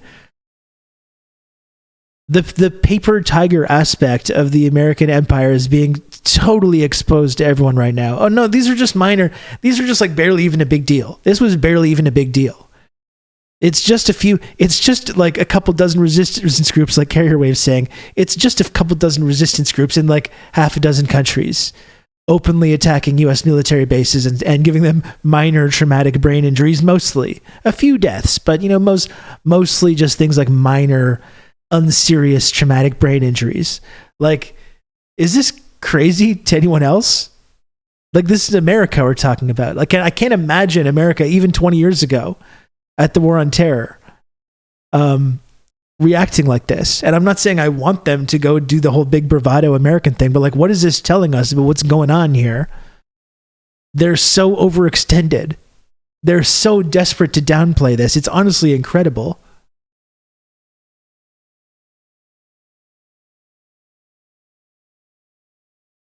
USA did win the war on the Chinese balloon, and you're laughing. That's right. For sure, Trump will eat Biden alive on this. It's honestly incredible. They're downplaying attacks on their military bases that are killing American troops. And they're like, oh yeah, we're going to respond, but not in a way that escalates anything. This has gotten so far beyond their hands, and Israel is the one that's causing this whole thing. And like we've been saying, there's an easy way out. There is an easy way out. The option was available on October 8th. Tell Israel to knock it off. And they've been either unable or just unwilling to do that. And now they're just completely fucked. The Biden administration asked Iran if they could bomb an open field. Very, very forceful, sir. I'm sure that all these groups, these Iran-backed militias, are going to be very intimidated by this, sir. Thank you. Israel, by the way, have openly said they want Trump elected again. I mean, that's the whole thing. Like, they don't even respect Biden. They have nothing but contempt for Biden, and he's just given them everything that they wanted. It's incredible.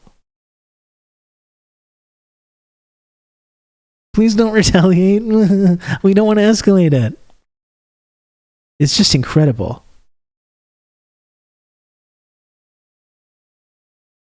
Yemen will definitely be in the next Call of Duty game, except they'll call the country something like Yemenistan or something. In the Western Tom Clancy segment of Man Children will cream their pants bombing Houthis with drones. Most likely. Most likely.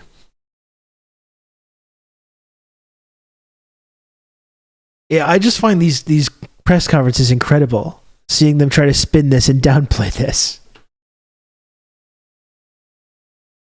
You've talked about how the conflict is contained. And that's why I don't think, even though I don't think it's that controversial to admit that China or Iran or Russia probably put some resources into kind of like psyops or doing whatever they can to kind of widen these fissures that are forming with online bullshit. I'm sure that they are doing that. But it's like, I really don't think they have to do all that much. I think Russia and China are just looking at what's happening in America right now and it's like, we don't have to do anything. We can just kind of sit back. We can just sit back and chill right now. Why would we even have to? Why even devote the resources to it?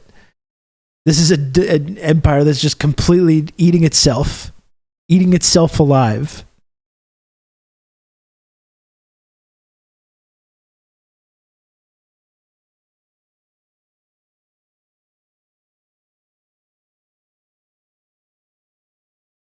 Crazy.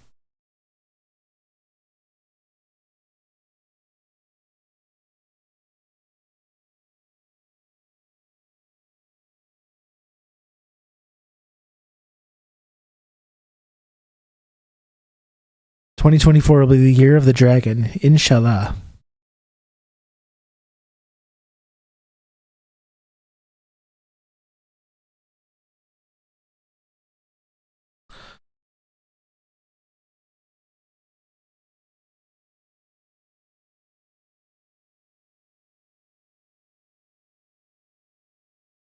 I'm just looking at what else we can look at here.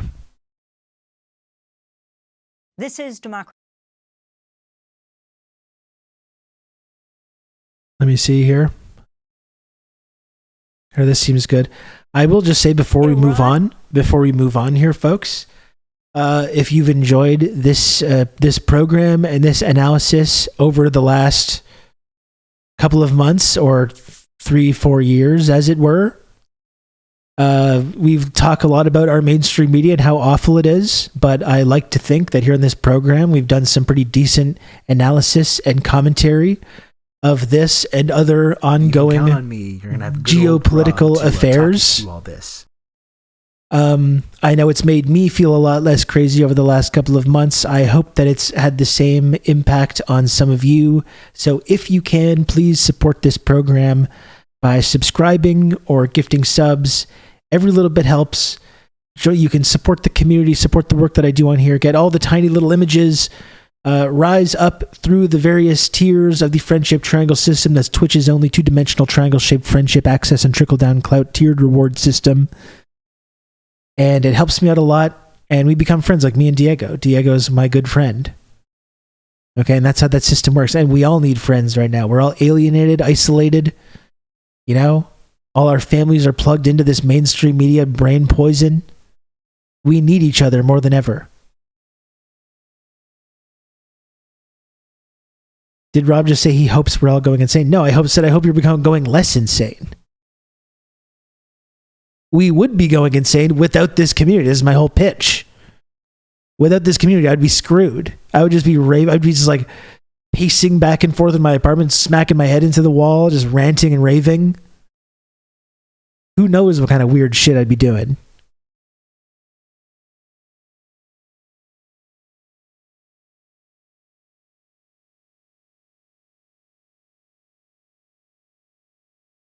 And it's not a cult or a pyramid scheme. Thank you, human person. It says so right there in the bottom of the screen in case there was any confusion about that.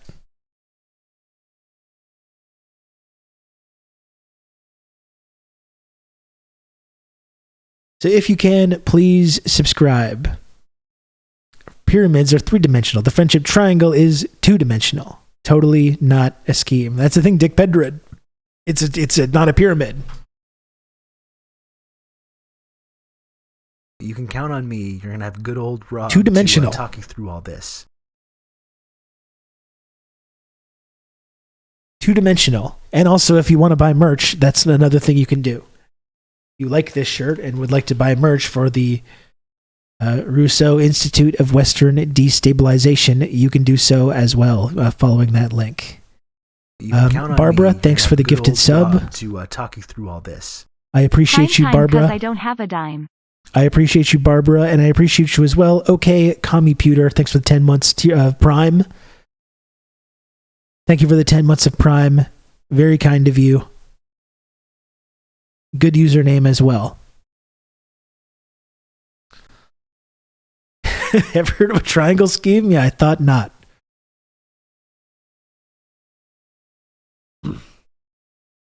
All I know of is a triangular hierarchy of needs. Okay? And in this community, all those needs are satisfied. Yeah, that's right, all of them.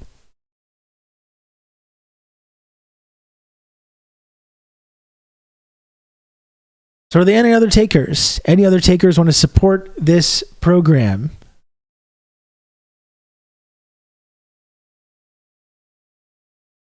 The triangle is the official shape of the resistance axis. It's true. That was a happy little coincidence, isn't it?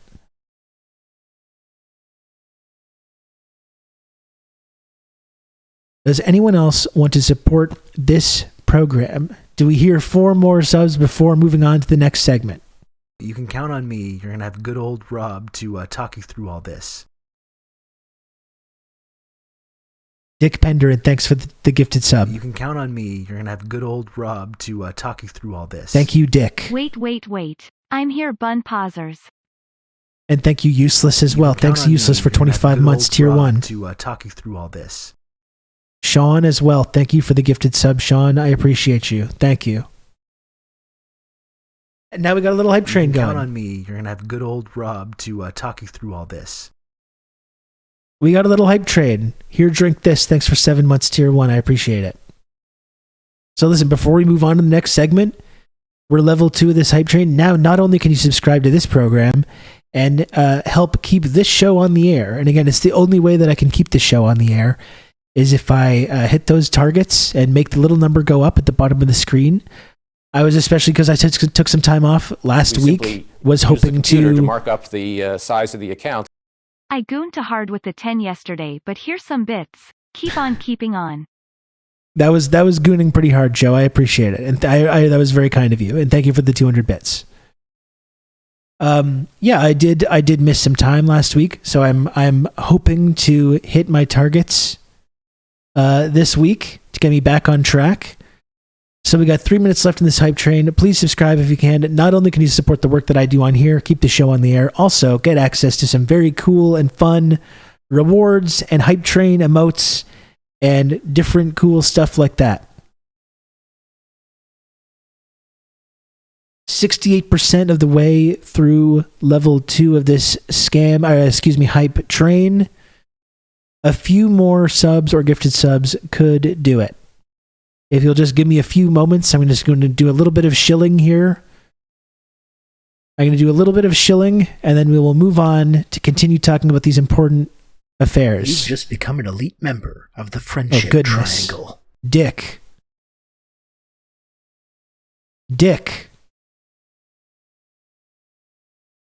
Penderin, thank you for the 5 gifted subs. That's very, very kind of you. I really appreciate that. Dick.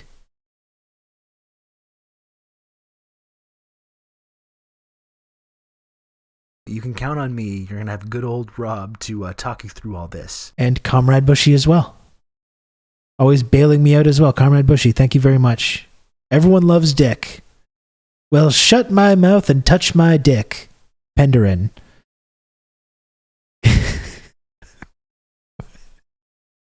I think you know why I say it like that, Joe. I think you know exactly why I say it like that.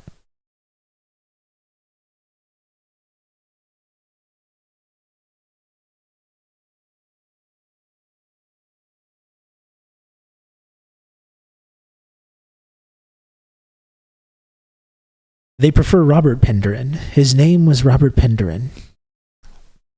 Do we hear level 4, folks? We're 70% of the way now through level 3 of this hype train. A few more gifted subs.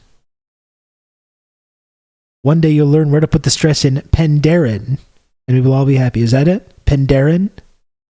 Like that?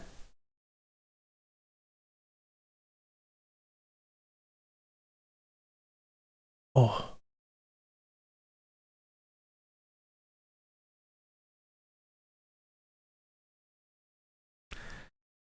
Dick Penderin is a real historical figure, a Welsh martyr. Oh, cool. I did not know that. Very cool reference. I'm sorry for instantly turning it into like a crude joke. Some crude wordplay. Very disrespectful on my part. Folks, we're 70% of the way through level 3 of this hype train. A few more gifted subs would get us to level 4, in which case we'll get all kinds of cool new emotes and other rewards.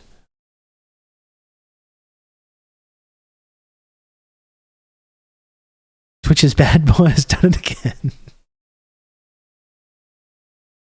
He was executed after the Merthyr Rising, the first time a red flag was flown as a revolutionary emblem. Interesting. Please do. I still haven't dared watching Avatar 2 The Way of Water because I'm afraid those disgusting humans kill the beautiful whale creatures. The size of the account.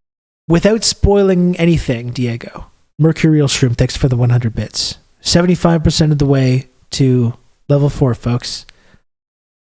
A few more gifties or subbies would do it. And I know you're all nice little subs, aren't you? Good little subs. Jesus. I will say this, Diego, without spoiling anything. I think any terrible act that the Sky people are involved with, and there's no shortage of those. I detest the Sky people. And every deplorable act that they're responsible for is visited upon them in an immensely satisfying way. So as upsetting as some of it can be, the heinous and grotesque actions of the Sky people, you do see them being punished for this. And I do not condemn the Na'vi resistance, I'll tell you that much. I agree, Dick Penderin. I agree. They are emotionally affecting films. Not enough people know this. They're literally a designated terrorist organization. The humans have a right to defend themselves. Exactly. The RDA. The RDA has a responsibility to defend itself against this kind of terrorism. A curse upon the Sky people and their ancestors.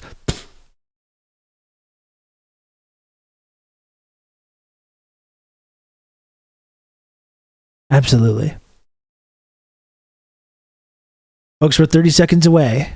Are there any more gift subs or subscriptions, Prime subs, bits, tips? Anything's going to extend this hype train to get us all kinds of wonderful treats. Through all this. Another gifted sub would probably do it. Mordecaj, thanks for the gifted sub. Very first gifted sub in the channel from Mordecaj. Thank you for that, Mordecaj. I really appreciate that. Thank you. Very generous of you. Thanks everyone for indulging me when I do this kind of shilling.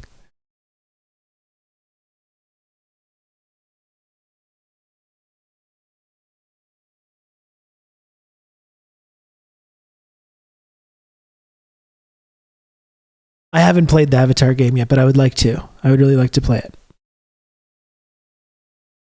I just got back from driving, or I would have threatened people sooner. I expect you to be threatening people while driving, Raven. Okay, I question your commitment to this community. You should be endangering your own life to threaten other people into supporting this stream while driving. Thank you. I'll let it slide this time.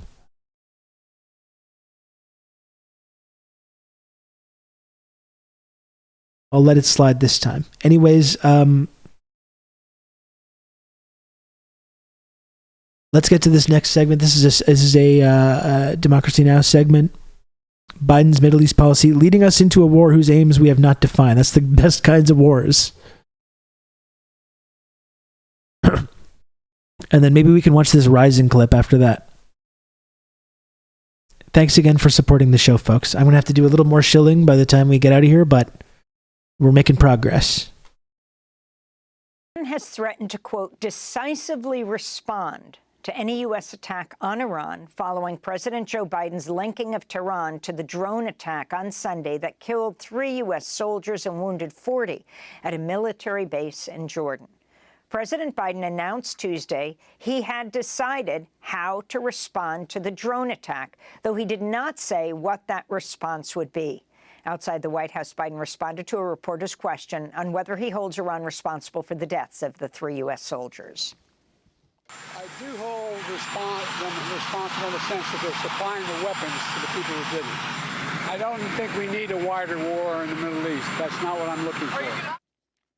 Iran has denied any involvement in the attack, which targeted Tower 22, a secret U.S. base in northeastern Jordan near the Syrian border. Responsibility not secret enough, I guess. By the Islamic resistance in Iraq, a term used to describe a loose coalition of militias that oppose U.S. support for Israel's assault on Gaza. Meanwhile, a U.S. Navy destroyer in the Gulf of Aden shot down an anti-ship cruise missile on Tuesday launched by the Houthis in Yemen, the latest attack targeting U.S. forces in the region. For more, we're joined in Washington, D.C. by Trita Parsi, Executive Vice President of the Quincy Institute for Responsible Statecraft. He's authored 3 books on U.S. foreign policy in the Middle East with a particular focus on Iran and Israel. Trita, welcome back to Democracy Now! If you can talk about what took place at this remote base, the killing of the 3 U.S. soldiers, injuring of about 40 others, and the drumbeat by Republicans, as well as Democrats, as well as the media in the United States, for President Biden Amy. to militarily respond. What would this mean? It obviously depends on how Biden responds. If Biden is thinking about responding in terms of attacking Iran on Iranian soil, then as the warning came from Tehran, it's very, very likely that there will be a forceful response by the Iranians, which will bring the United States right into a shooting war with the Iranians, which is something that the administration says that they have been seeking to avoid. They have been repeating that message several times in the last couple of days. I think it is important to note that all of this was predictable. From the very beginning, it was clear. As long as there was no material pressure on Israel to cease its bombardment in Gaza, this eventually would lead to a situation in which the United States would be faced with an attack that actually had left Americans killed. If you take a look at the statistics, there were about 60 attacks by these Iraqi militias against U.S. troops and bases during the first 2.5 years of Biden's presidency. Since October 17th, however, when Israel went into Gaza, there's been more than 160 attacks just in these last 100 days. At some I don't think point, they have one of responded those yet. attacks was going to kill Americans. And the president essentially accepted this risk, continued to allow Israel to bombard Gaza, in his own words, indiscriminately, knowing very well that the game of statistic was simply such that at some point the Iraqi militias would succeed and Americans would die. Now we are in that situation. Instead of raising questions about this entire strategy as to why we are putting U.S. troops at risk in order for Israel to continue to indiscriminately bomb and kill and slaughter people in Gaza. Instead, there's been the frenzy about pushing us further into war. And this is how these endless wars begin. Tactical responses to attacks by the other side that in the moment may come across as legitimate because, of course, these attacks against U.S. troops are unacceptable, without any recognition, however, that this is leading us into a war whose aims we have not defined, whose exit we cannot envision. But Trito, when you say that these are legitimate questions of attacks on U.S. troops, but what the heck are U.S. troops continuing to do be in these countries? This Tower 22, for instance, the U.S. troops in Syria clearly have no authorization from Congress to be there. And importantly, in Iraq, the Iraqi government has been calling for the United States to withdraw the few troops it still has in Iraq from the country, but the U.S. is not disposed to even listen to the government of the country in which its troops are located. You're absolutely right. These are the moments where these questions should be asked, which is, why are we there in the first place? As you noted, the troops in Syria do not have any legal authorization to be there by the U.S. Congress. The troops in Iraq, for such a long time, we've said that they should be pulled out. Nothing has happened yet. And the essential pretext for keeping them there, which is to fight ISIS, has long expired because ISIS has been weakened. It's not been completely eliminated.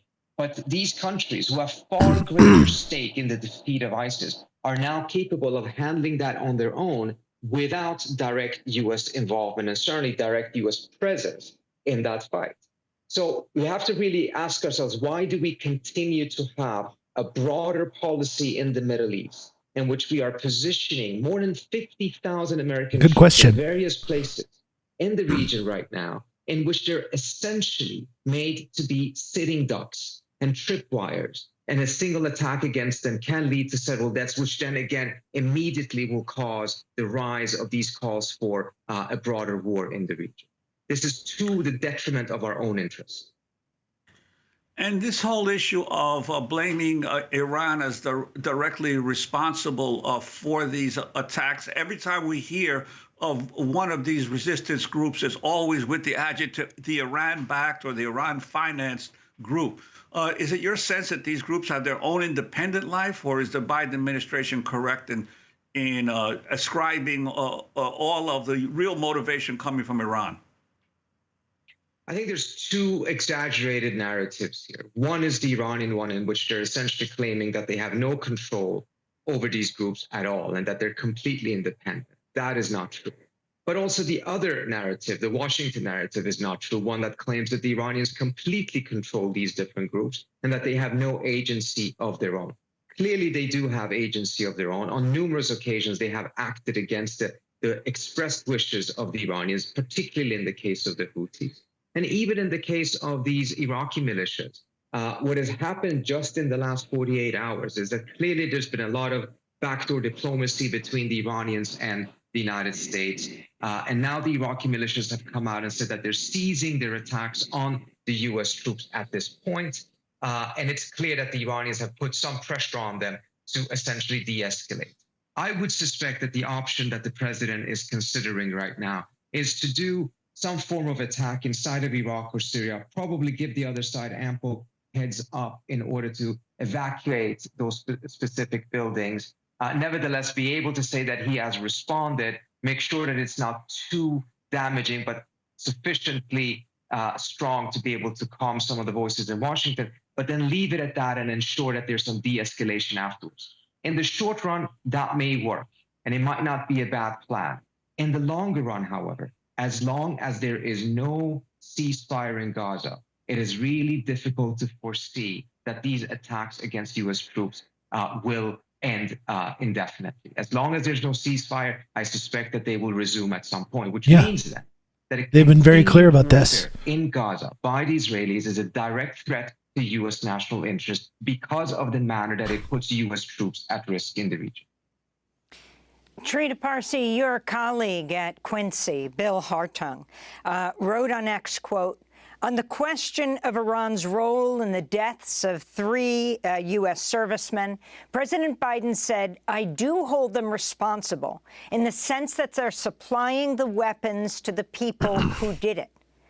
Does he feel the same way about the 26,000 deaths caused by U.S. weapons in Gaza? Bill Hartung asked. Your response, Trita. Well, I think Bill is absolutely correct. And I think whether we agree or not with that argument, we have to recognize it's interesting when you arm groups and they engage in terrorist attacks. You're apparently culpable for that, and it's totally within reason to attack you as a result. I don't know if that's a precedent that the United States wants to set, frankly. Is the sentiment throughout the Middle East right now, and probably throughout the larger part of the world, in which the United States is held responsible for what Israel is doing, not just because providing all of these weapons. More than 10,000 tons of weapons have been shipped since October 7th. President has bypassed Congress twice to get them to Israel even faster, but also because of the very active effort by the Biden administration to block a ceasefire that has twice happened in the Security Council. That means that the large part of the world do see the United States as directly responsible for this. And that, again, is a very severe to the very severe detriment of U.S. interests itself and the U.S.'s global standing. Trita Parsi, we want to thank you for being with us, Executive Vice President of the Quincy Institute for Responsible Statecraft. Now let's look at... They did a whole piece on the Rising about the NYT pulling their story about this like whole mass rape narrative. And I think the interesting thing about this, the reporting that's come out about this, is that there's actually significant internal turmoil at the New York Times with journalists that like don't feel comfortable with some of the reporting that's going on.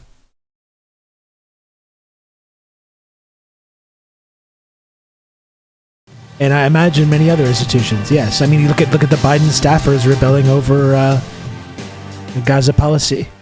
I'm sure you all remember the explosive New York Times article from the end of last year called How Hamas Weaponized Sexual Violence on October 7th. We have a big update now on that story.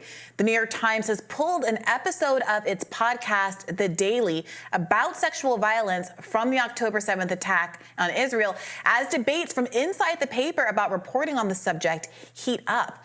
Per The Intercept, the Daily episode had been scheduled for January 9th and was based on that article from Pulitzer Prize winner Jeffrey Gettleman, claiming Hamas had, quote, systematically used sexual violence as a weapon of war. Originally, Gettleman's article was praised in the New York Times halls. And we looked at the like some of the quotes from that article, and it's absolutely horrendous. And you can barely even call it journalism.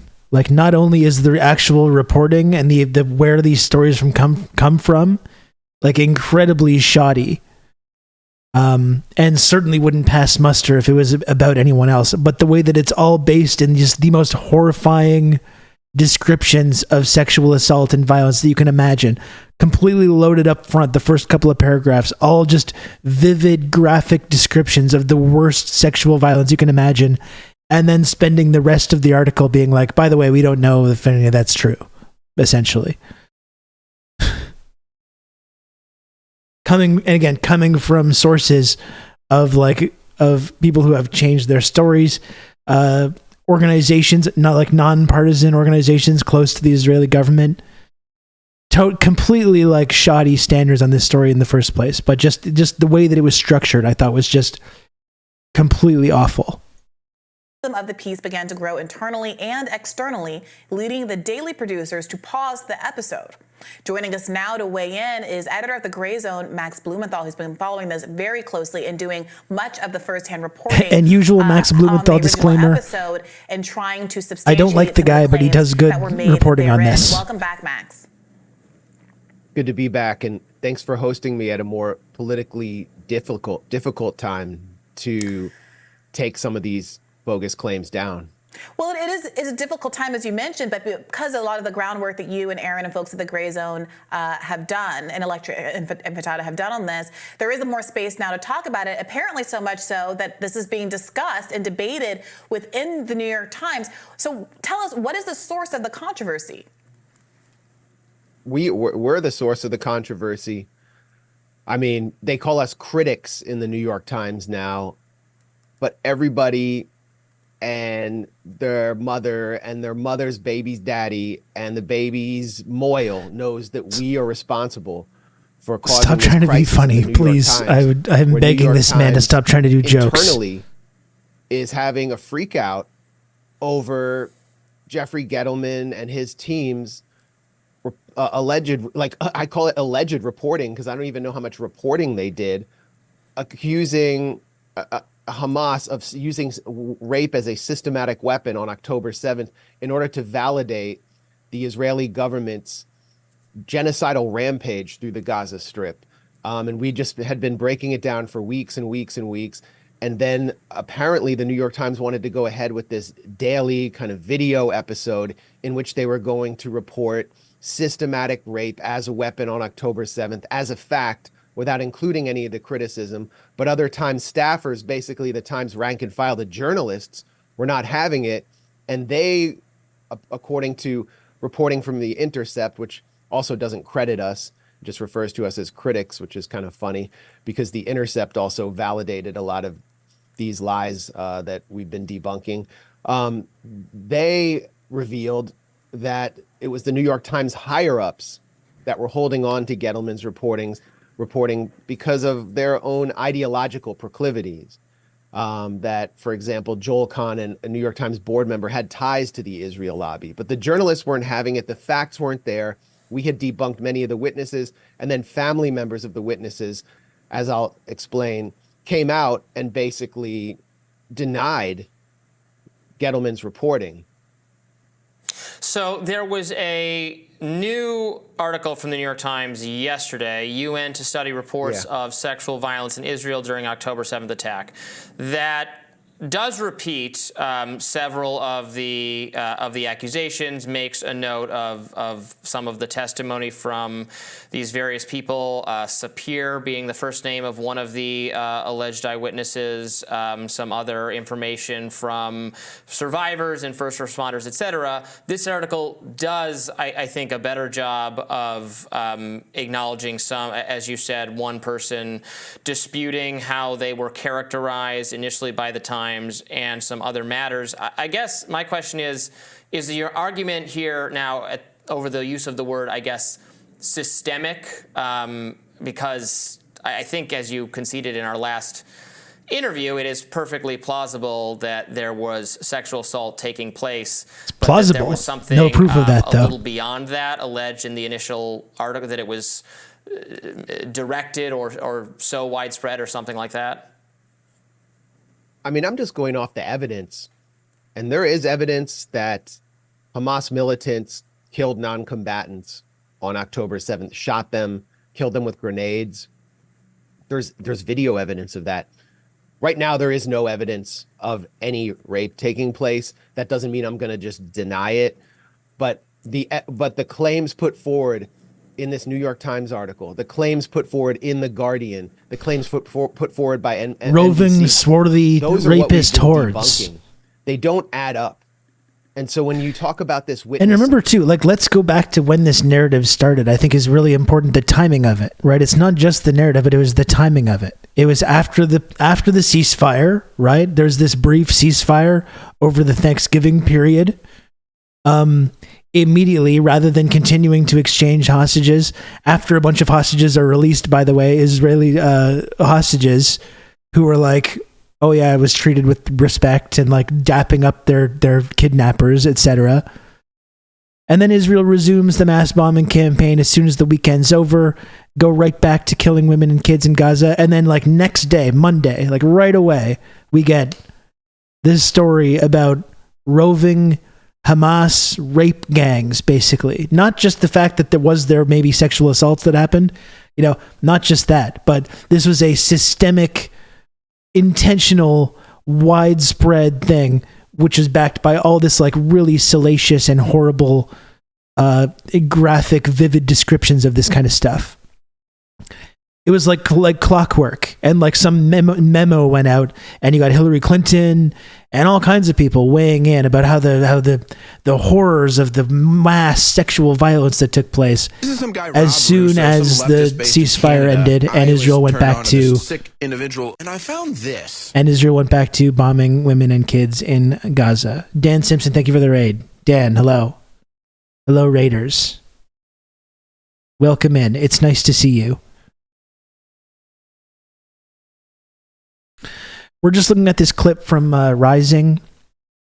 How was the Dan Simpson stream today, by the way? I hope it was good. Good old Rob to talk you through all this. TRRS Sankara TRRS Friendship Triangle. Jeremiah, thanks for the 26 months. Thank you for that. Got pretty close to taking over the world. Well, next time. The same thing we do every night, Pinky. Next time you're going to get it. But yeah, so that's what I was talking about. So like, not only is it, I think, important to debunk this idea of this, like the mass rapes. Like, remember, like that's what we're talking about. We're not denying that anything bad happened. I don't think anyone would do that. But like, this mass organized, systematic rape campaign of like the worst things you can possibly imagine. Like, not only has this narrative been used to justify the genocide in Gaza. Kristen Gillibrand literally went to the UN to do a little talk about it where she acted all outraged. Yeah, and there's all these celebs like posting Instagram pictures about it. But remember the timing of it. That's my point. Remember the timing. Remember there's the ceasefire. There's 3 days of hostage exchanges. Israel goes right back to killing people in Gaza as soon as that's over. And immediately there's this narrative about roving Hamas rape gangs. You'll notice how these narratives at the timing of them always seem to be really suspicious in the exact same way, like what we saw this week when the ICJ rules that the genocide accusations against Israel are credible and demands that they stop killing Palestinians the same day. UNRWA. Oh my, did you know UNRWA is just filled with terrorist and Hamas sympathizers? And then what's our news cycle about? It's about UNRWA. In the same way, a couple weeks ago, the news cycle wasn't about Israel resumes Gaza bombing campaign. The news cycle was about organized mass rape gangs, Hamas rape gangs, you know? So it's not just about these narratives, but the timing of them, the timing of when these narratives are promoted. And this is like it recycles through mainstream media in an effort to kind of like not talk about what should be the central story of that.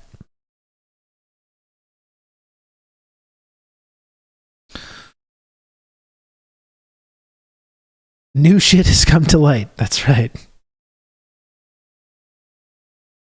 Sapir, who is the Israeli police's key witness. And Thanks the again Israeli for the raid, police Dan. have acknowledged in an interview with Haaretz that witness, that there is no physical or forensic evidence or video evidence or any evidence to back up any of her claims. When this witness claims to have been shot in the back, then witnessed gang rape, and then Hamas militants whipping out 3 decapitated heads of women, and this person can't be fully identified, you have to start questioning some of these claims. I mean, it sounds like something. And they out of lie about Texas everything. Chainsaw Massacre. We've seen so many lies. The lies about 40 beheaded They babies, lie about everything. the lie You have to about assume the, it's a lie. Pregnant woman's fetus being cut out. Assume it's And a all of lie these unless there's lies evidence. boiling down to some of the same sources, like the so-called rescue organization Zaka, which, as we now know from a Haaretz investigation, was bankrupt on the day of October 7th and is now flush with millions of dollars because of the tall tales and lurid stories that spun out on October 7th. You have to start to question them. And so we put forward these questions and showed inconsistencies in testimony by witness after witness, including Zaka, who Jeffrey Gettleman in the New York Times relied on. And so what Jeffrey Gettleman did is he went back to these witnesses to try to get them to validate his initial reporting, and they couldn't do it. Sapir changed her story again. Roz Cohen, another key witness, refused to speak to him on the grounds that he was traumatized. And the worst and sleaziest thing that Jeffrey Gettleman did is he went to a woman named Miral Alter, who is the sister of one of the key witnesses, Exhibit A. Her name is Gal Abdush, the woman in the black dress who was found killed with burns on her head. And Gettleman just assumed, based on the video, that she had been raped by Hamas. Her own sister had come out and said there was no way she could have been raped, said this on Instagram, that the New York Times manipulated them into thinking that the story would be about something else. Her brother-in-law said the same thing in a separate interview with Israeli media. And so Gettleman calls up the sister, Miral Alter, and apparently tries to pressure her into backing down in order to save his own journalistic reputation. So this piece that you mentioned, Robbie, is one of the sleaziest exercises in damage control. It doesn't disprove anything by the so-called critics referring to us and other independent publications like Electronic Intifada and Mondo Weiss, or what Brianna has said here. And I think the scandal continues. Let me raise one other point. So in terms of the video evidence, so This guy is very irritating. The video footage as well. This guy looks like a character. He looks like Smithers. Seeing that would This perhaps Smithers support ass what is NF. being reported or being described by several of these witnesses that you've described the issues you have with them, is some of the female bodies found in states of undress, also found with, I can recall vividly, bound hand, wrists tied together, that sort of thing. What do you make of that? Well, we have Sergeant G, who I've actually identified on Twitter. A lot of these Israeli special forces figures, pilots, operate He under, watched Mad Men and looked up to hidden Pete. identities, largely for fear of being prosecuted for war crimes. This guy is in Special Rescue Unit 669 of the Air Force. Editor for Reason magazine. claimed Oh, to the good. New York Times, as he did previously to, I believe, Haaretz and several other publications, that he found two young women in Kibbutz Be'eri who were teenagers in a state of undress with semen on their back. The problem is there were no women found that way.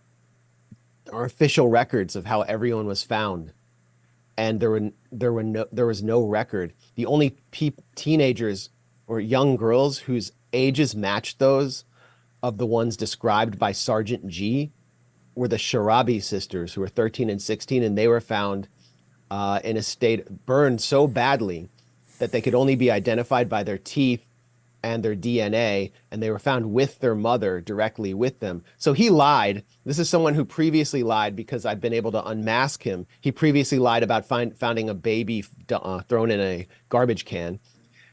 And this speaks to another massive scandal about October 7th. I wonder how they got burned so bad as well. That Israeli media has been reporting on, but we were out in front of it. And it's a scandal that continues to this day. The use of the Hannibal Directive. The only way that these girls and their mother would have been found, or the most plausible way, in a home that had collapsed on them in such a badly burned state, is that they were hit by a tank shell or a Hellfire missile fired by an Israeli tank or helicopter. And this happened repeatedly in Kibbutz Be'eri. It's been documented at least to talk you through all this. My first tattoo may be a friendship triangle. Risk Inverse, thanks so much for 32 months. I appreciate it. Thank you. We've documented and confirmed that at least 16 Israeli civilians were killed in one home with 2 tank shell strikes. And this was done in order to kill the captives and the Hamas militants, to prevent Hamas from having the political leverage they now enjoy. Eventually, we'll find out virtually all the casualties were caused by the IDF. Yeah, and Dakadun, like Max is saying, it doesn't mean all. Like I said, I think there's a video evidence of Hamas guys or whoever killing non-combatants. Like, I don't think that's controversial to point out. I've always just been very curious about the actual ratio of how many people were killed in that situation. Like, we looked at that yesterday. It seems like the primary goal of this operation was to take hostages. I don't doubt that kind of horrible stuff happened, nor have I ever doubted that. But yeah, I think that's always been the interesting question. And especially the idea, and like everything, we have to assume at that time that it was a lie always to begin with. The Hamas killed 1,200 people. That was the initial story, right? And it was very difficult at that time, definitely. But I think in retrospect, especially, the people, those of us that were somewhat questioning of that narrative have been proven correct. And I'm very interested to know, and I don't know if we'll ever know, what the actual number is. Again, it's not denying that Hamas did do terrible things on that day, but I would be interested to know about 1,400. Yeah. Yeah, of course. Yeah. It started at 15, then it went down to 12, and now it's at 8 something plus several hundred IDF targets who are legitimate targets in if this is a war, apparently. That's the question. That's what I'm wondering. I'm wondering what the actual number is. If Hamas did, and that's a crime. I think killing non-combatants is a crime. And I'm interested to know what the actual number of non-combatants was in this case. And if killing non-combatants is a crime, as we pointed out, the IDF and Israel is guilty of far, far, far worse crimes than anything Hamas has ever done. But that's it. I'm very interested to know the actual number. I would like to know the actual number of how many of these friendly fire casualties there were on that day. With having over 200 captives, and it continues now in the Gaza Strip.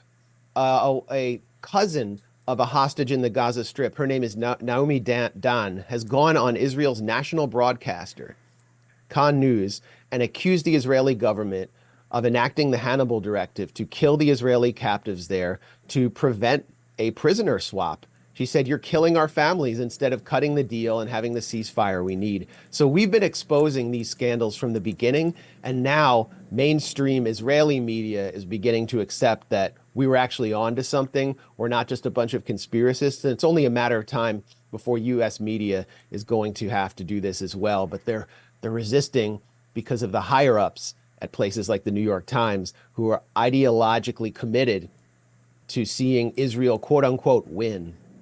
Yeah, I did watch that news interview that you just described with the hostage member's family member, and it was really compelling. It is a remarkable contrast between the kinds of coverage and stories that are aired even on Israeli TV, which you would think might be more ideologically opposed to airing that kind of content, as opposed to an American in the American media. So just to wrap up here, the posture of this is that the New York Times usually, often, frequently puts out a daily podcast episode that covers some of its more important reporting. And so you'll read it in the New York Times, and then a day or two later, you'll hear about it in your morning as you're getting dressed, listening to the daily. In this case, the difference between the coverage that and the daily, after there was this critique from the staffers, was going to be so significant from the coverage of the original reporting that it raised some questions about the credibility of the new reporting and whether or not corrections were due.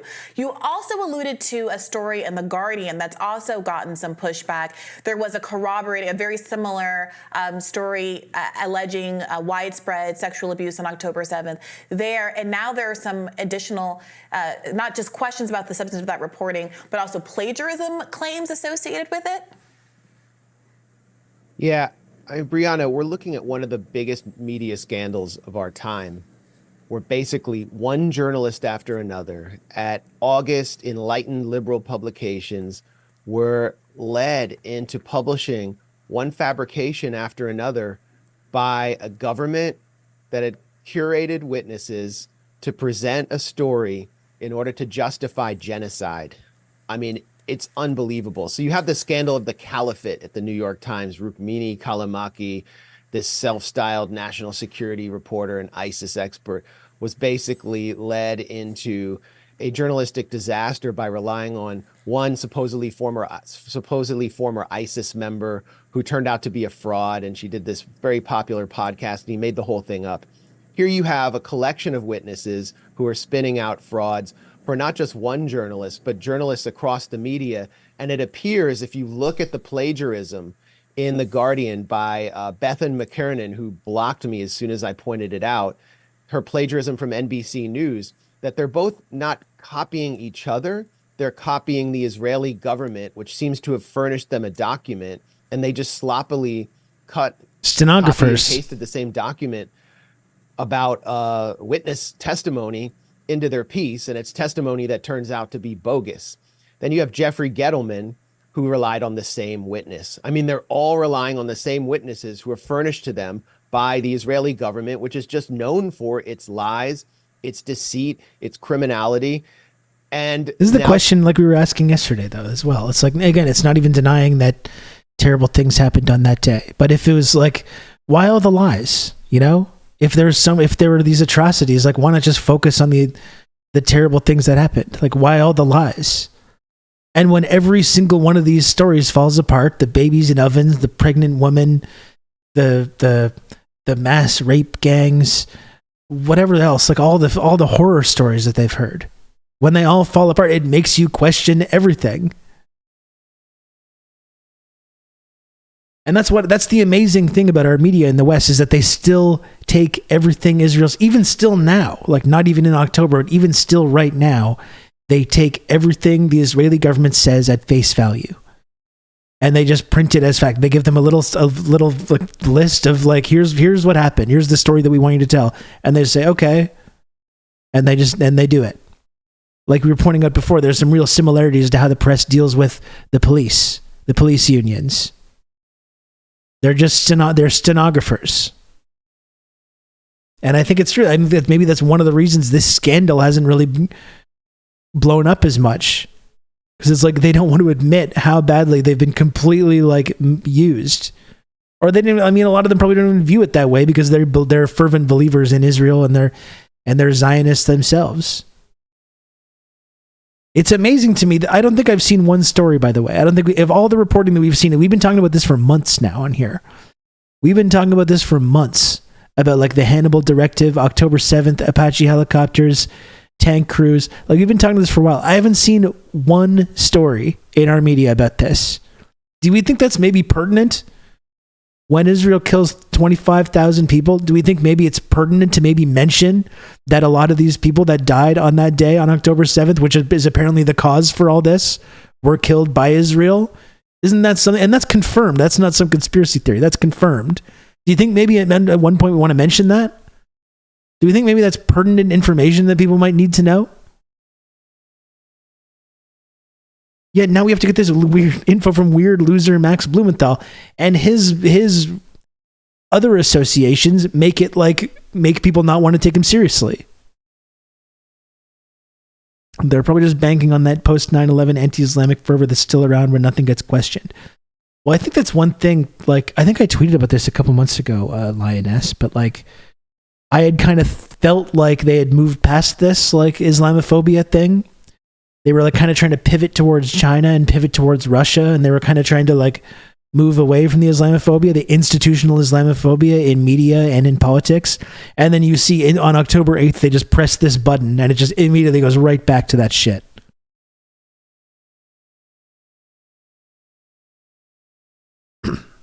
This is why I promote weird cool guy Rob Rousseau. Thank you, Sean, and I appreciate that. Women wearing hijabs were just blocked from attending a DNC event they were invited to. Yeah, I saw that. Because they know that they're going to get yelled at every single one of these rallies, so now they're just like banning women in hijabs from even attending them.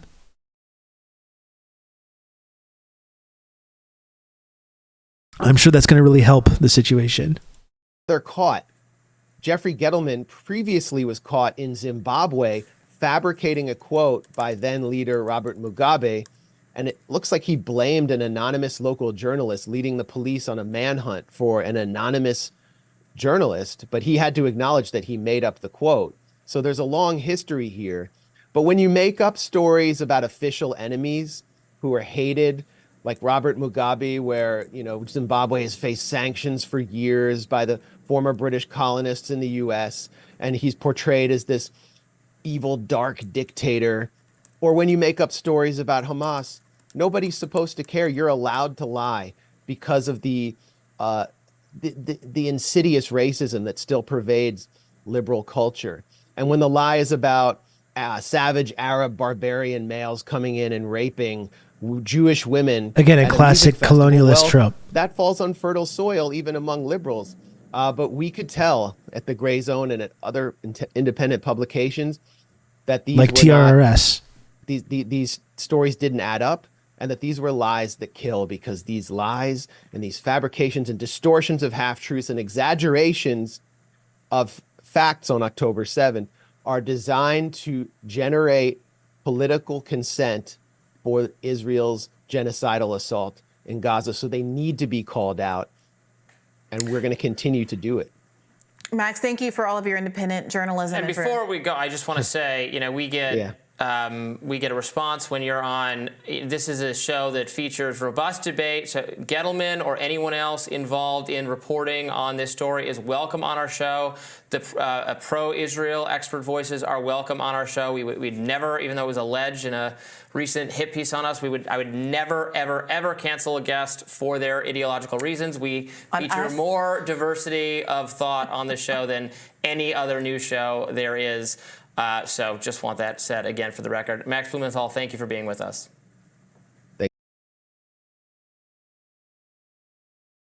I want to cancel that guy. It was an annoying voice.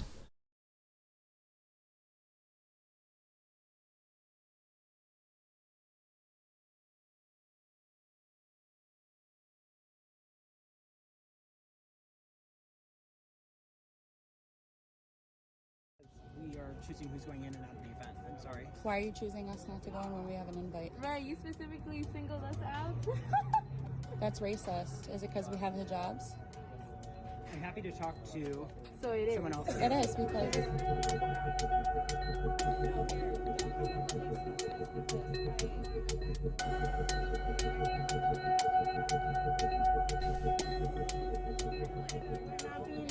they're racist, Islamophobic, obviously. And you're being racist. Get a ticket or something? They're disinviting us because we have hijabs on our heads. That's why, people.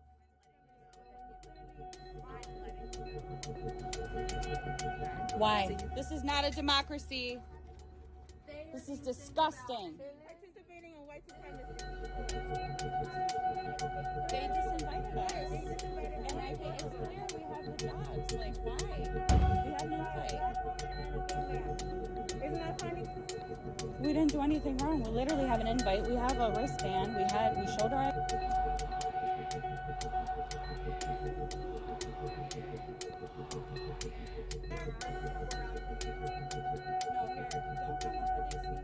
Yeah. At the same time, you've got Biden freaks and Blue Anon people saying, like, do you want Trump to come back? He's going to reinstitute the Muslim ban. Is that what you want? As Biden helps kill 30,000 people. And as their own administration is now starting to openly engage in this kind of Islamophobic profiling. I'm sure all white rallies are the solution to Biden's problem. That's right. That's what's going to do it.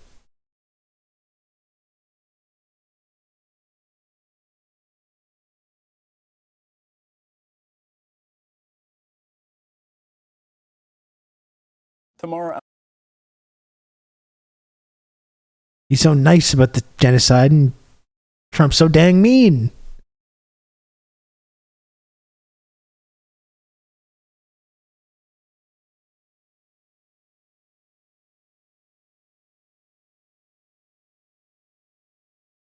Tamara Al-Rafai is the spokesperson for the United Nations Relief and Works Agency, UNRWA. She joins us from Amman. Thank you. Here's this UNRWA story, and remember the time, the timing. That's what I think. That I'm really fascinated by that. The timing of this UNRWA story immediately after the ICJ ruling.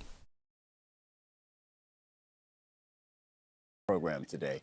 So UNRWA dismissed 9 employees. Does the organization have evidence that those employees were involved indeed in the October 7th attacks? UNRWA received allegations from the Israeli government, and the Commissioner General of UNRWA deemed that it's in the interest of the 2 million people we're serving in Gaza and in the interest of the continuation of our life-saving and irreplaceable work in Gaza. He deemed it necessary to preemptively dismiss these staff members for the sake of everything else, but also for the sake of due diligence. The Commissioner General asked the UN Secretary General, Antonio Guterres, to refer the situation to the highest investigation authority at the UN in New York. So we worked on several tracks together, with the primary goal being the continuation of our irreplaceable and life-saving work in Gaza. Okay, so the 9 employees that were dismissed were preemptively dismissed. To be clear, does that mean you don't, or that you do currently have any evidence in their alleged involvement in the October 7th attacks? That is correct. They were dismissed upon allegations preemptively, and an investigation is being opened at the UN headquarters. I'll be right in New back, York. folks. And these now former employees will have the right of recourse in case the findings are in their favor. I believe there were 2 employees who, as of the Secretary General's statement on Sunday, were still being identified. Have they been identified now? Not yet, no. You know, we have 13,000 staff in Gaza. It takes a very, very complex review to be able to match names that we receive from the government of Israel with names of our employees. But if I may here remind that UNRWA shares the full list of names of its staff in Gaza and the West Bank, including East Jerusalem, with Israel every year. So the list is known. The list of our staff is known to the government of Israel every year. This is interesting. I think it's something our viewers might not know. All the people that UNRWA employs, including the 13,000 staff members in the Gaza Strip, Israel is aware of who works for you. That is correct. We provide the names of our staff to the host authorities in the countries that we work in, so Jordan and Lebanon and Syria, and we also provide it to the State of Israel. And here I speak specifically of our employees in the West Bank, including East Jerusalem and in Gaza. And by the way, do they have a say in not staffing decisions, but when you provide that list, does Israel have any right of comment on who works for UNRWA? The host governments and also the State of Israel may come back to us with concerns over staff when they receive the list. In the case of our staff in the West Bank, including East Jerusalem and Gaza, we have not received concerns by the State of Israel upon their receiving of these lists on an annual basis. But I also want to reiterate the sturdy recruitment and screening that we do to all our staff to ensure that we get proper recommendations for them and that their names do not match names of people listed on the UN Security Council's sanctions list. So we have a thorough and sturdy review before we recruit anyone. What does it say to you that the biggest donors to this UN agency have pulled their funding, and that is the majority of the funding that goes to UNRWA has now been suspended based on allegations concerning 0.04% of your overall staff? Well, you got the maths right. And so in response to that, we are pleading to our biggest donors, who are also our partners in ensuring that there is an adequate humanitarian operation in Gaza. We're pleading with them not to allow the humanitarian operation towards 2 million people to collapse. UNRWA has the largest footprint in Gaza. We run the shelters where more than 1 million people have sought refuge. We run the food and wheat flour distribution towards the entire population.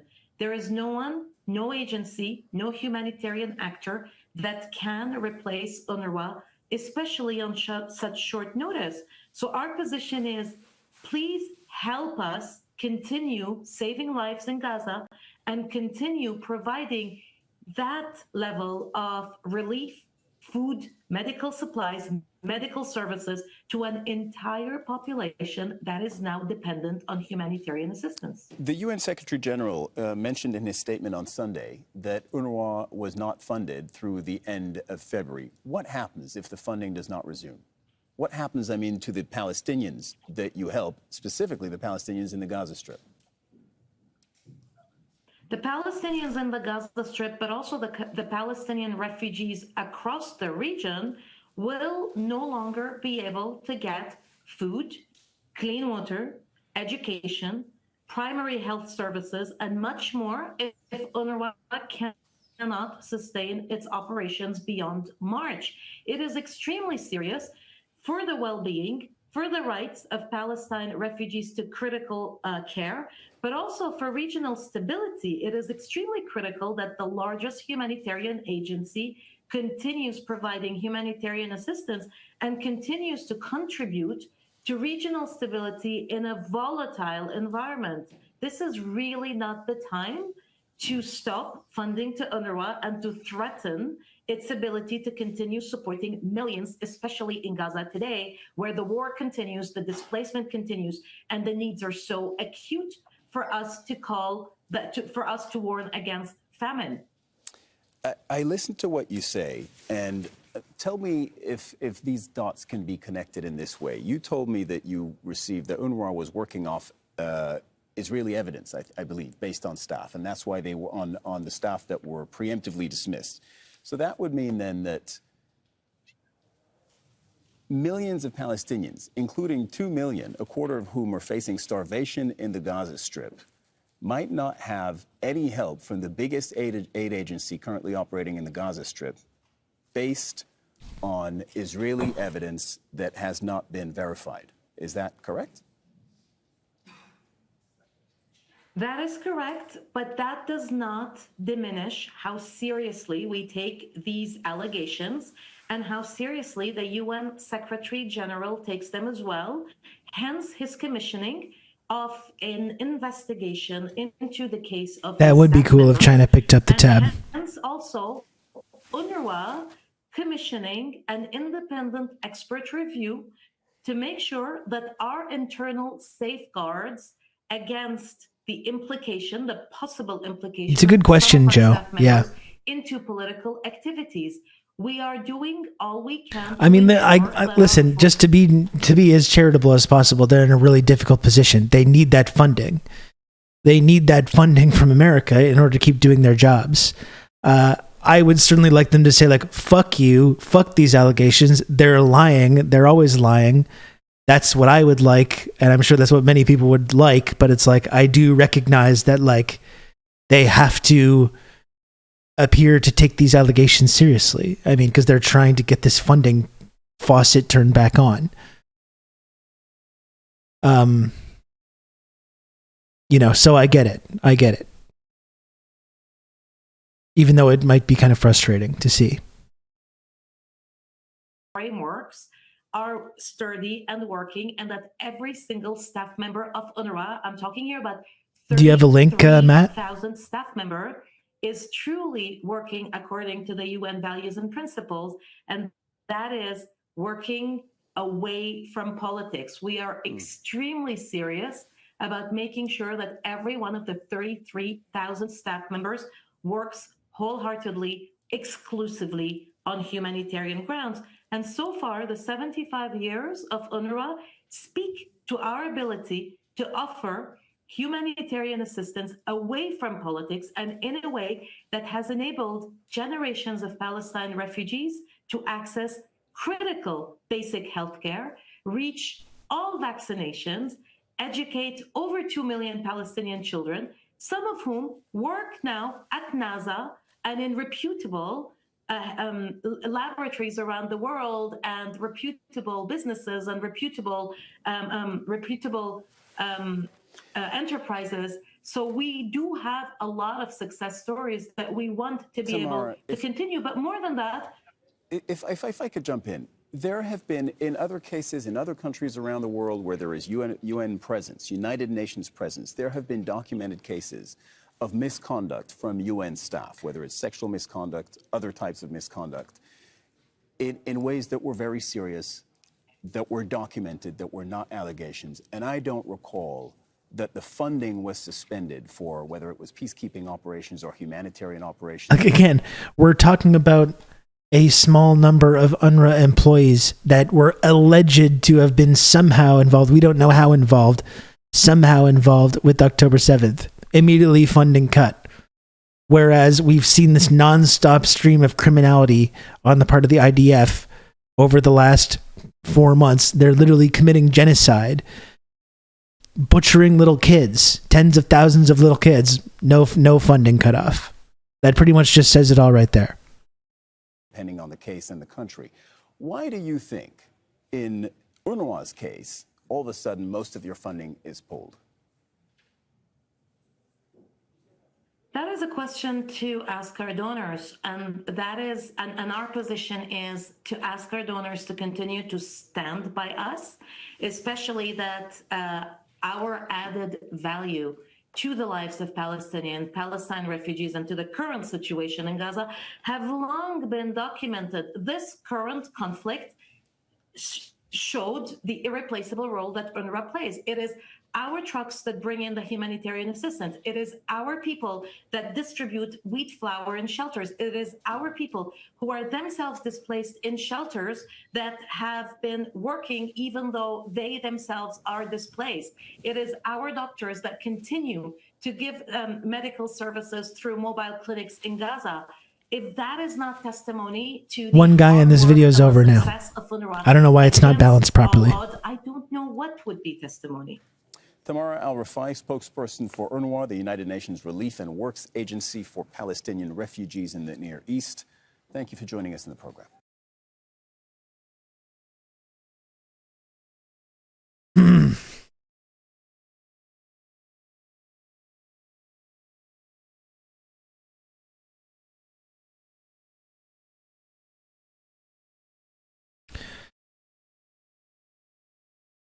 Now I see this story in CBC, Canada sending $40 million more in aid for Gaza after pausing UNRWA funding. But that's the same thing. It's like, who are we sending this aid to? They're the ones that have the infrastructure. They're the ones that run the shelter and bringing the aid in. So if Canada's saying, okay, well, here's another 40 million, it's also just pathetic. We're just like throwing money as like a band-aid over this crisis that we're also subsidizing on the other hand. Jesus.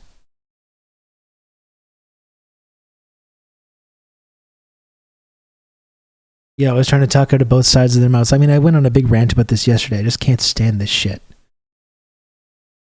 Drives me insane. It's pathetic.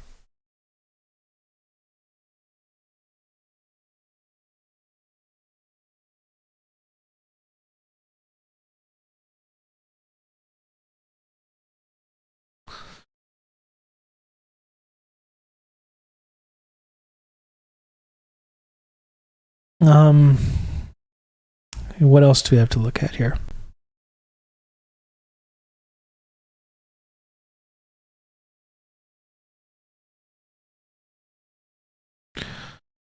What else do we have to look at?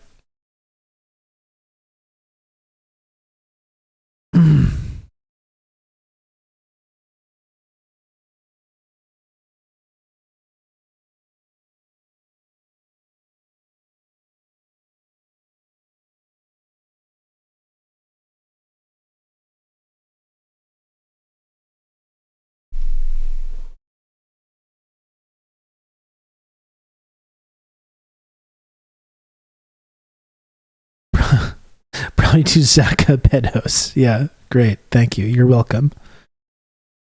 You're welcome, Gaza.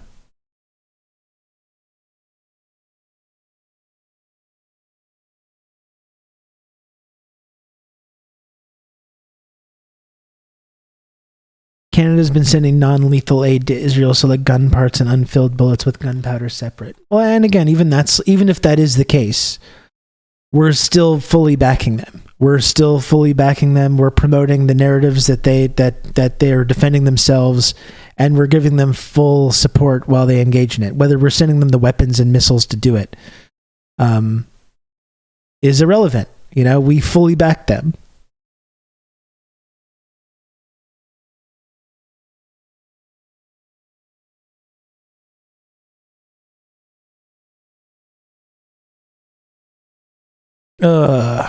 Let me just see if there's anything else I have to look at today. I'm losing a bit of steam here. Just past the 3-hour mark. Once again, if you do want to support this program, folks, I'm a mere measly 16 subs away from the goal. So if you do want to support this program, please do so. I do have to get going fairly soon.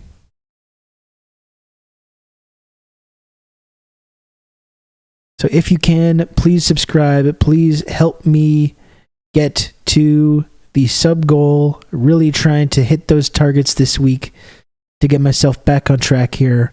So if you can, please subscribe to TRRS.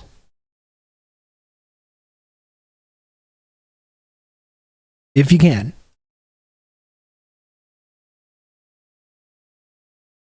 If you can.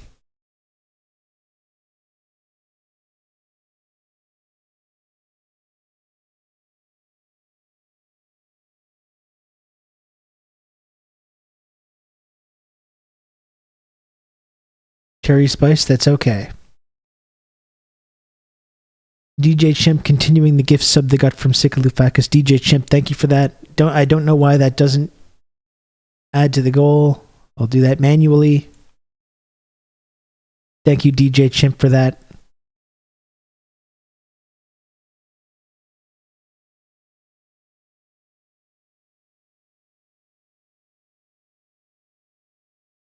Not a coincidence that the attack on UNRWA happens after You can count on me. ICJ You're going to have ruling. good old Rob to talk you through all this. GMO Radio, thanks for the gifted sub. Very much appreciated, GMO Radio. Thank you for that. Welcome to the community, Cherry Spice.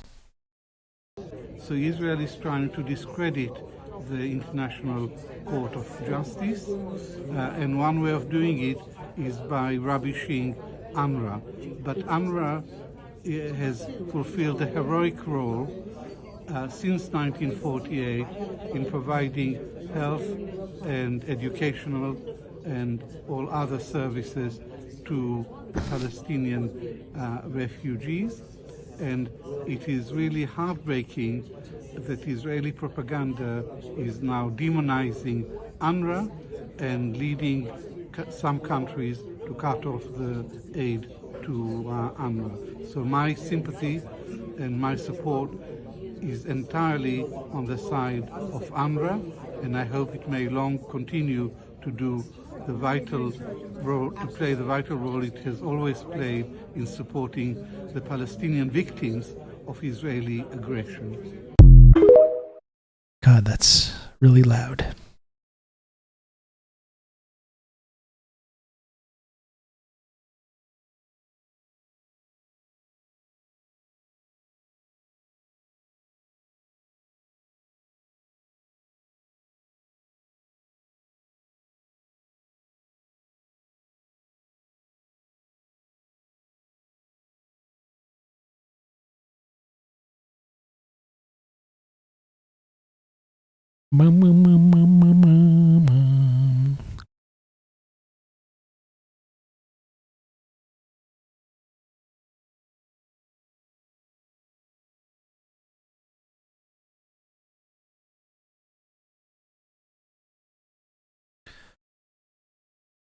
Oh.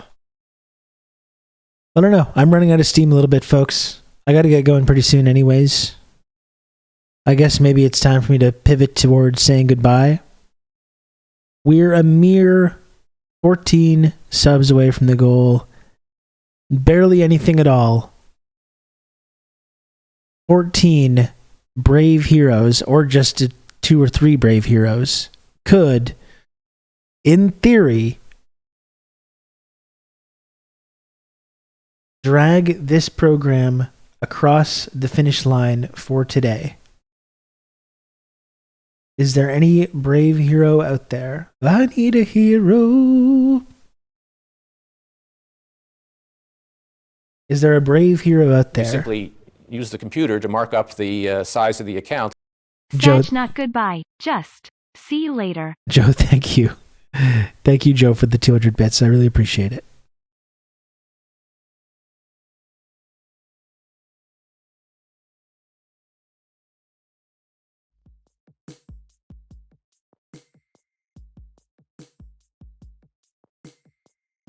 Only 14 subs to go.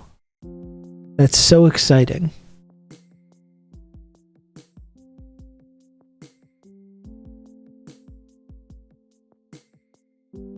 You could be heroes.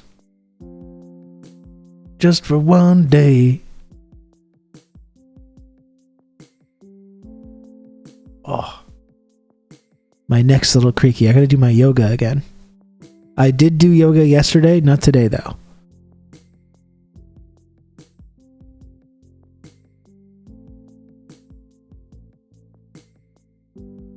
Gotta do my neck yoga.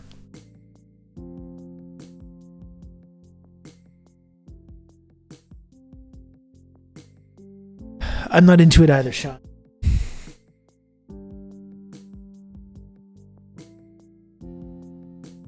You could be heroes. Just with 10 subs.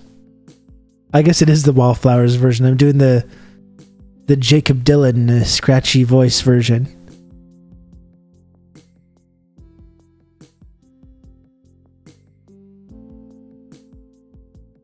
The Wallflowers were, in respect to the Wallflowers, you know, they were really big for a little while, and I don't think they like faded away. I think they just made one really good album, did that big cover song, and then we're just like, all right, that's good. We're good now.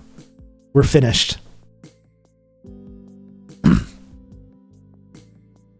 Jacob Dylan just showed that he could write a couple hit songs, and then just walked into the sunset. Showed my pa I could do it. Exactly. Probably got a nice little chunk of change. That's his own thing.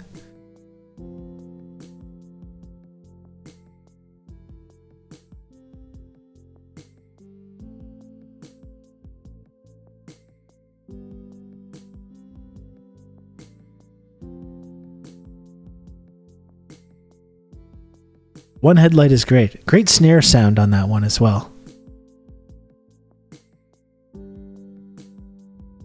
Great snare sound on One Headlight by the Wallflowers.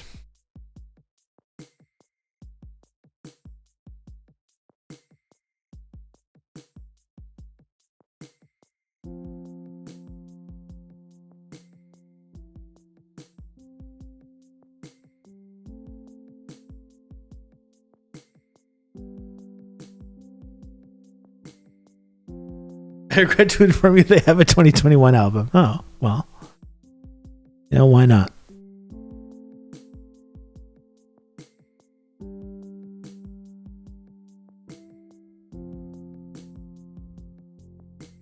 Oh, excuse me. I was fairly well rested today. I had a little bit of energy today. I was super tired yesterday, and I had a nice nap. I had a nice nap yesterday. I napped from like 6 to 7, got up and had some dinner, and then went to bed at a normal time, and I was almost rested.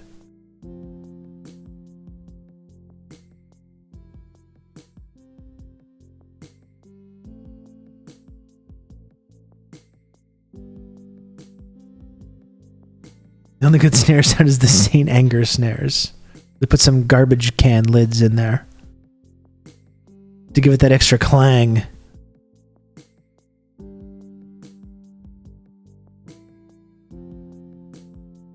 Lots of gray days doesn't help with the already limited sunlight, for sure. I don't even remember the last time I saw the sun, actually. I don't even remember. You can count on me. You're going to have good old Rob to talk you through all this. DJ Tom Hanks, thank you for the gifted sub. Thank you for that.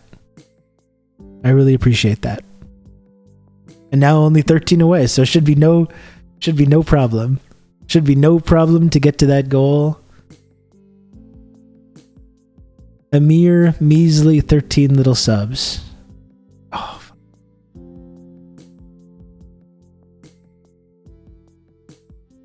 I don't have the energy to shill properly anymore. I don't have the energy to shill properly.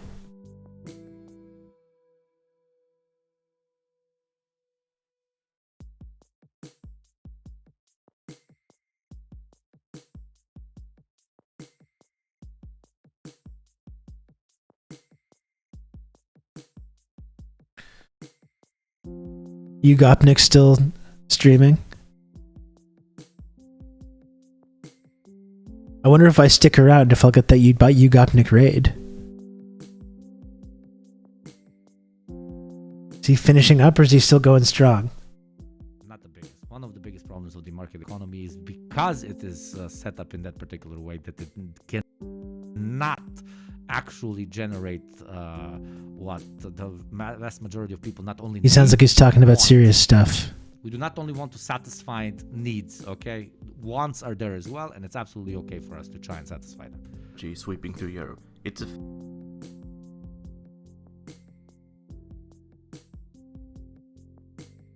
Dan was threatening us with debate as punishment for not making the daily sub goal. I will never debate. I promise you to never debate. Except about like mundane bullshit like Apples or like Steely Dan albums or something. Some stuff like that, you know?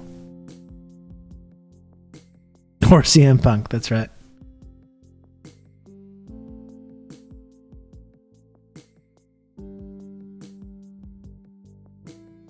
Or the thing is, my comments about CM Punk or Prometheus are not, they're not up for debate. They're factual statements. Okay? Some other people can choose to debate. Other people can choose to debate these statements. That's on you. That's up to you. I'm not engaging with that. I just make purely factual statements, and you can choose to agree or disagree. It's none of my business.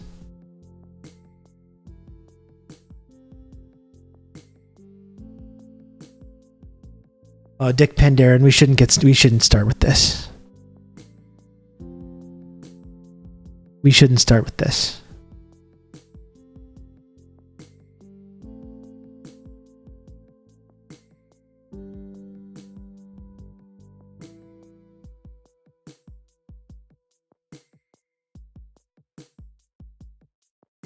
It's all right. It's all right.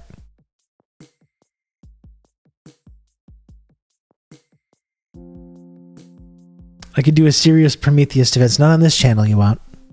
Not on this channel, you won't. Matt.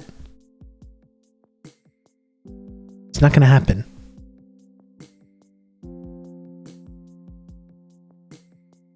You should be asking who is Roman Reigns, followed up by a point. And Marty, you know, despite some of our disagreements that we sometimes have, you know that I do acknowledge the tribal chief. You know that about me.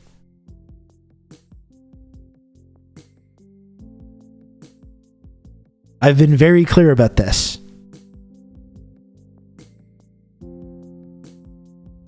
I know very well who the head of the table is. That's never been in dispute for me.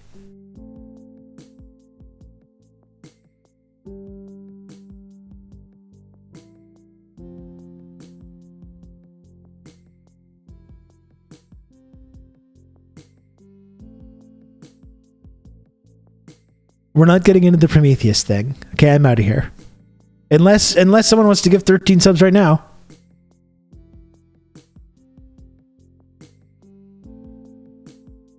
What if I make this insufferable? I don't even know what this pose is.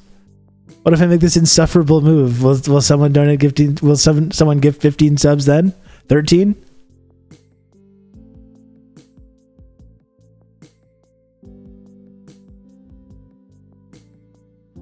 What if I did that?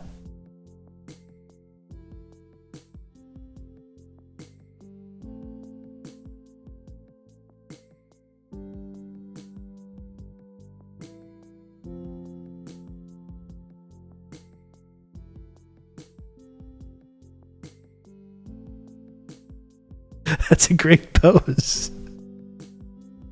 I don't even know what that is. I don't know. Sometimes I do this shit and I'm just like, what is this? What are you doing? What are you doing here?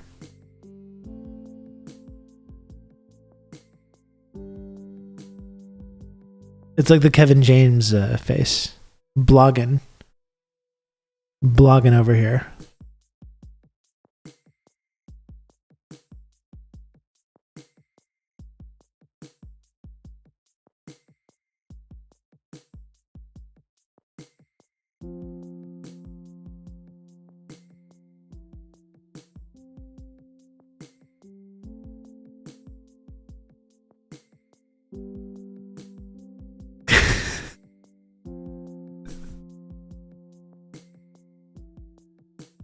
Hey, I'm blogging over here. Oh.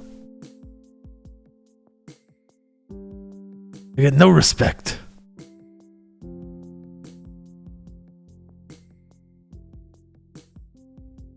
Oh.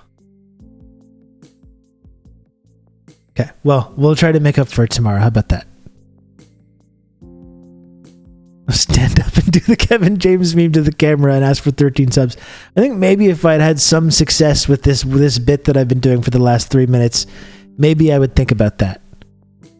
But I feel like that's just asking for humiliation.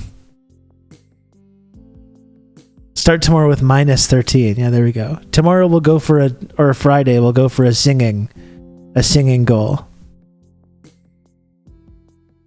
That's it. Not only could someone donate 13 subs to get to the goal, someone could donate 28 subs, and I would have to sing a song.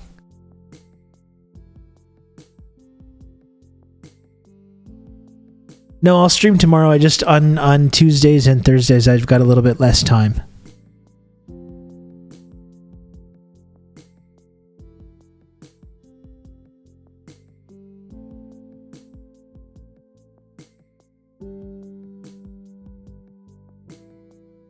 Marty, I don't even know if I could do it. I don't even have a lot of space.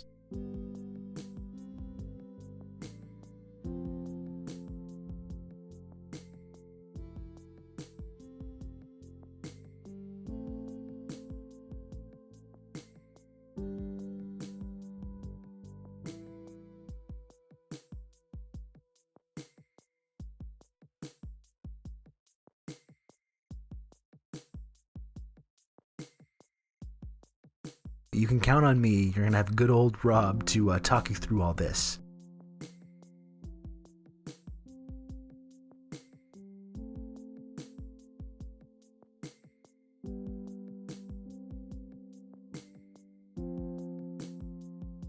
Thank you, Anon. Thank you, Anon, for the gifted sub.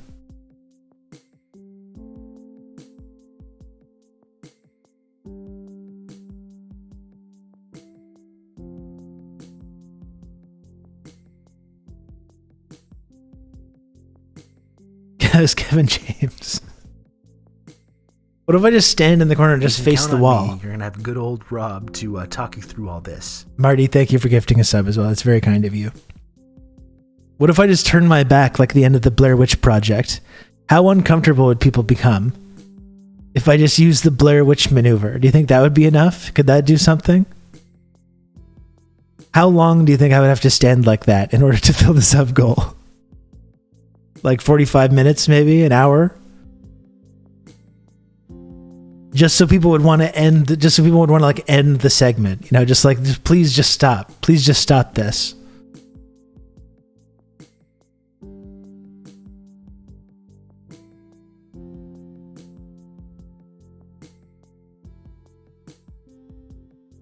You can do it for days, you might go viral. I go viral enough already. You know what? I don't recommend it.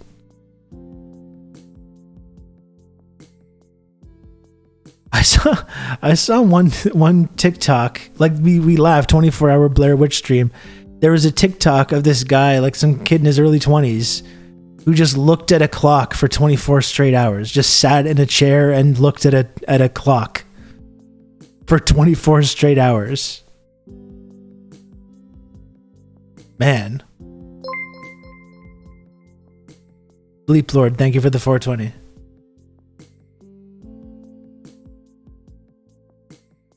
Face the wall, face the wall, face the wall.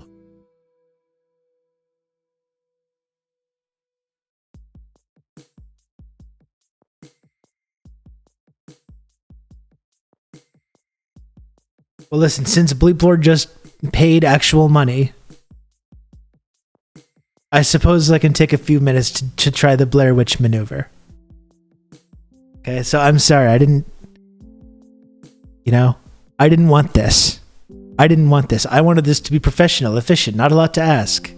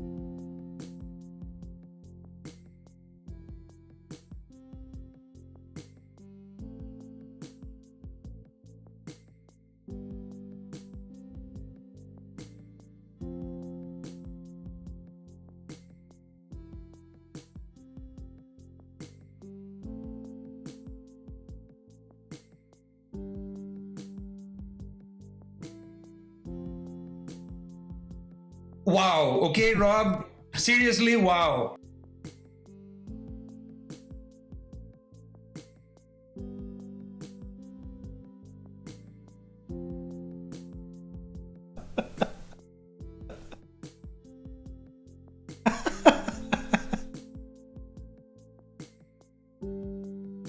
Oh.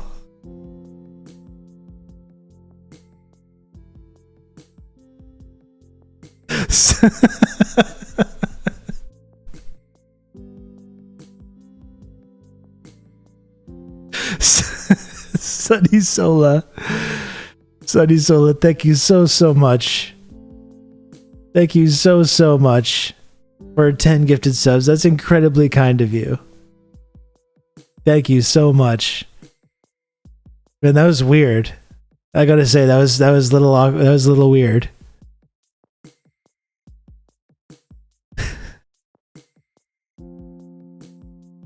That's actually deeply upsetting.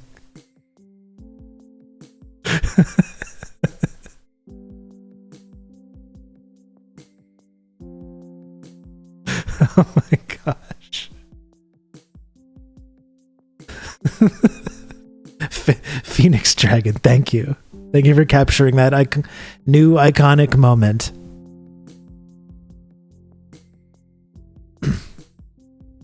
What did you think about it? I don't know. I just was feeling kind of weird about myself. I was just kind of reading the spines of those books there.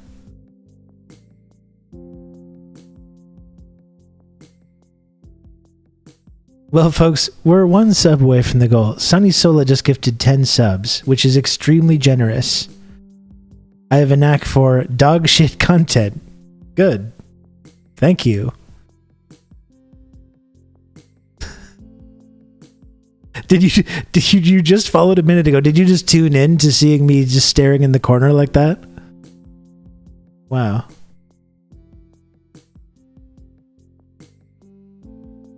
The chat wanted you in timeout. I guess so. I don't know. Don't ask me to explain it. Do we have one more? Do we hear one more?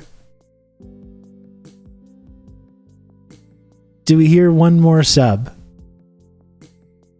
Just one. There's one more measly sub to get to the goal. That's so little.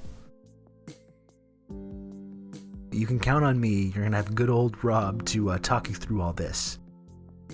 Thank you, Dr. Maggot. Thank you for the gifted sub. Chat, somehow we did it.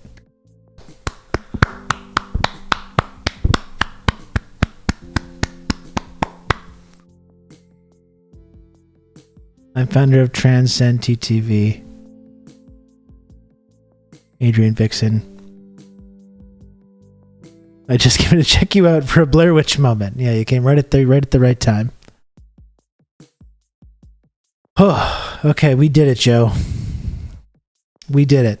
Thanks, everyone. Thanks again, Sunny Sola, for 10 gifted subs. That's really, really generous, and I really appreciate it. And thank you also to Dr. Maggot for getting me across the finish line. And everyone, thank you, everyone, for supporting this program. I really, really appreciate everyone that supports this show. It really means a lot to me. It really does. Thank you.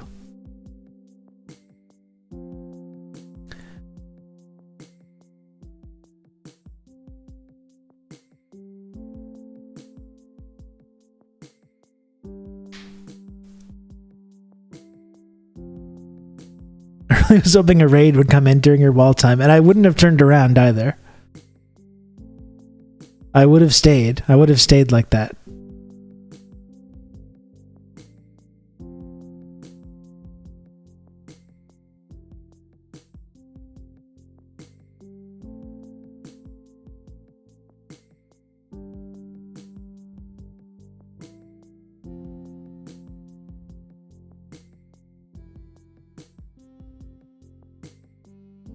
Thanks so much, folks. This is another great stream.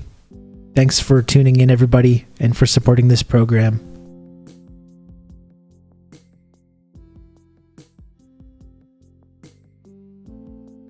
I appreciate you. I'll be back tomorrow, okay? Give my regards to our friend Ugopnik.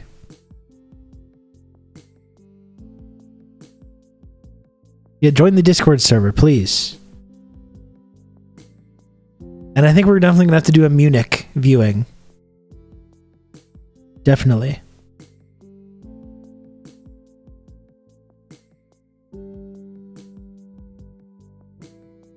Take care, folks.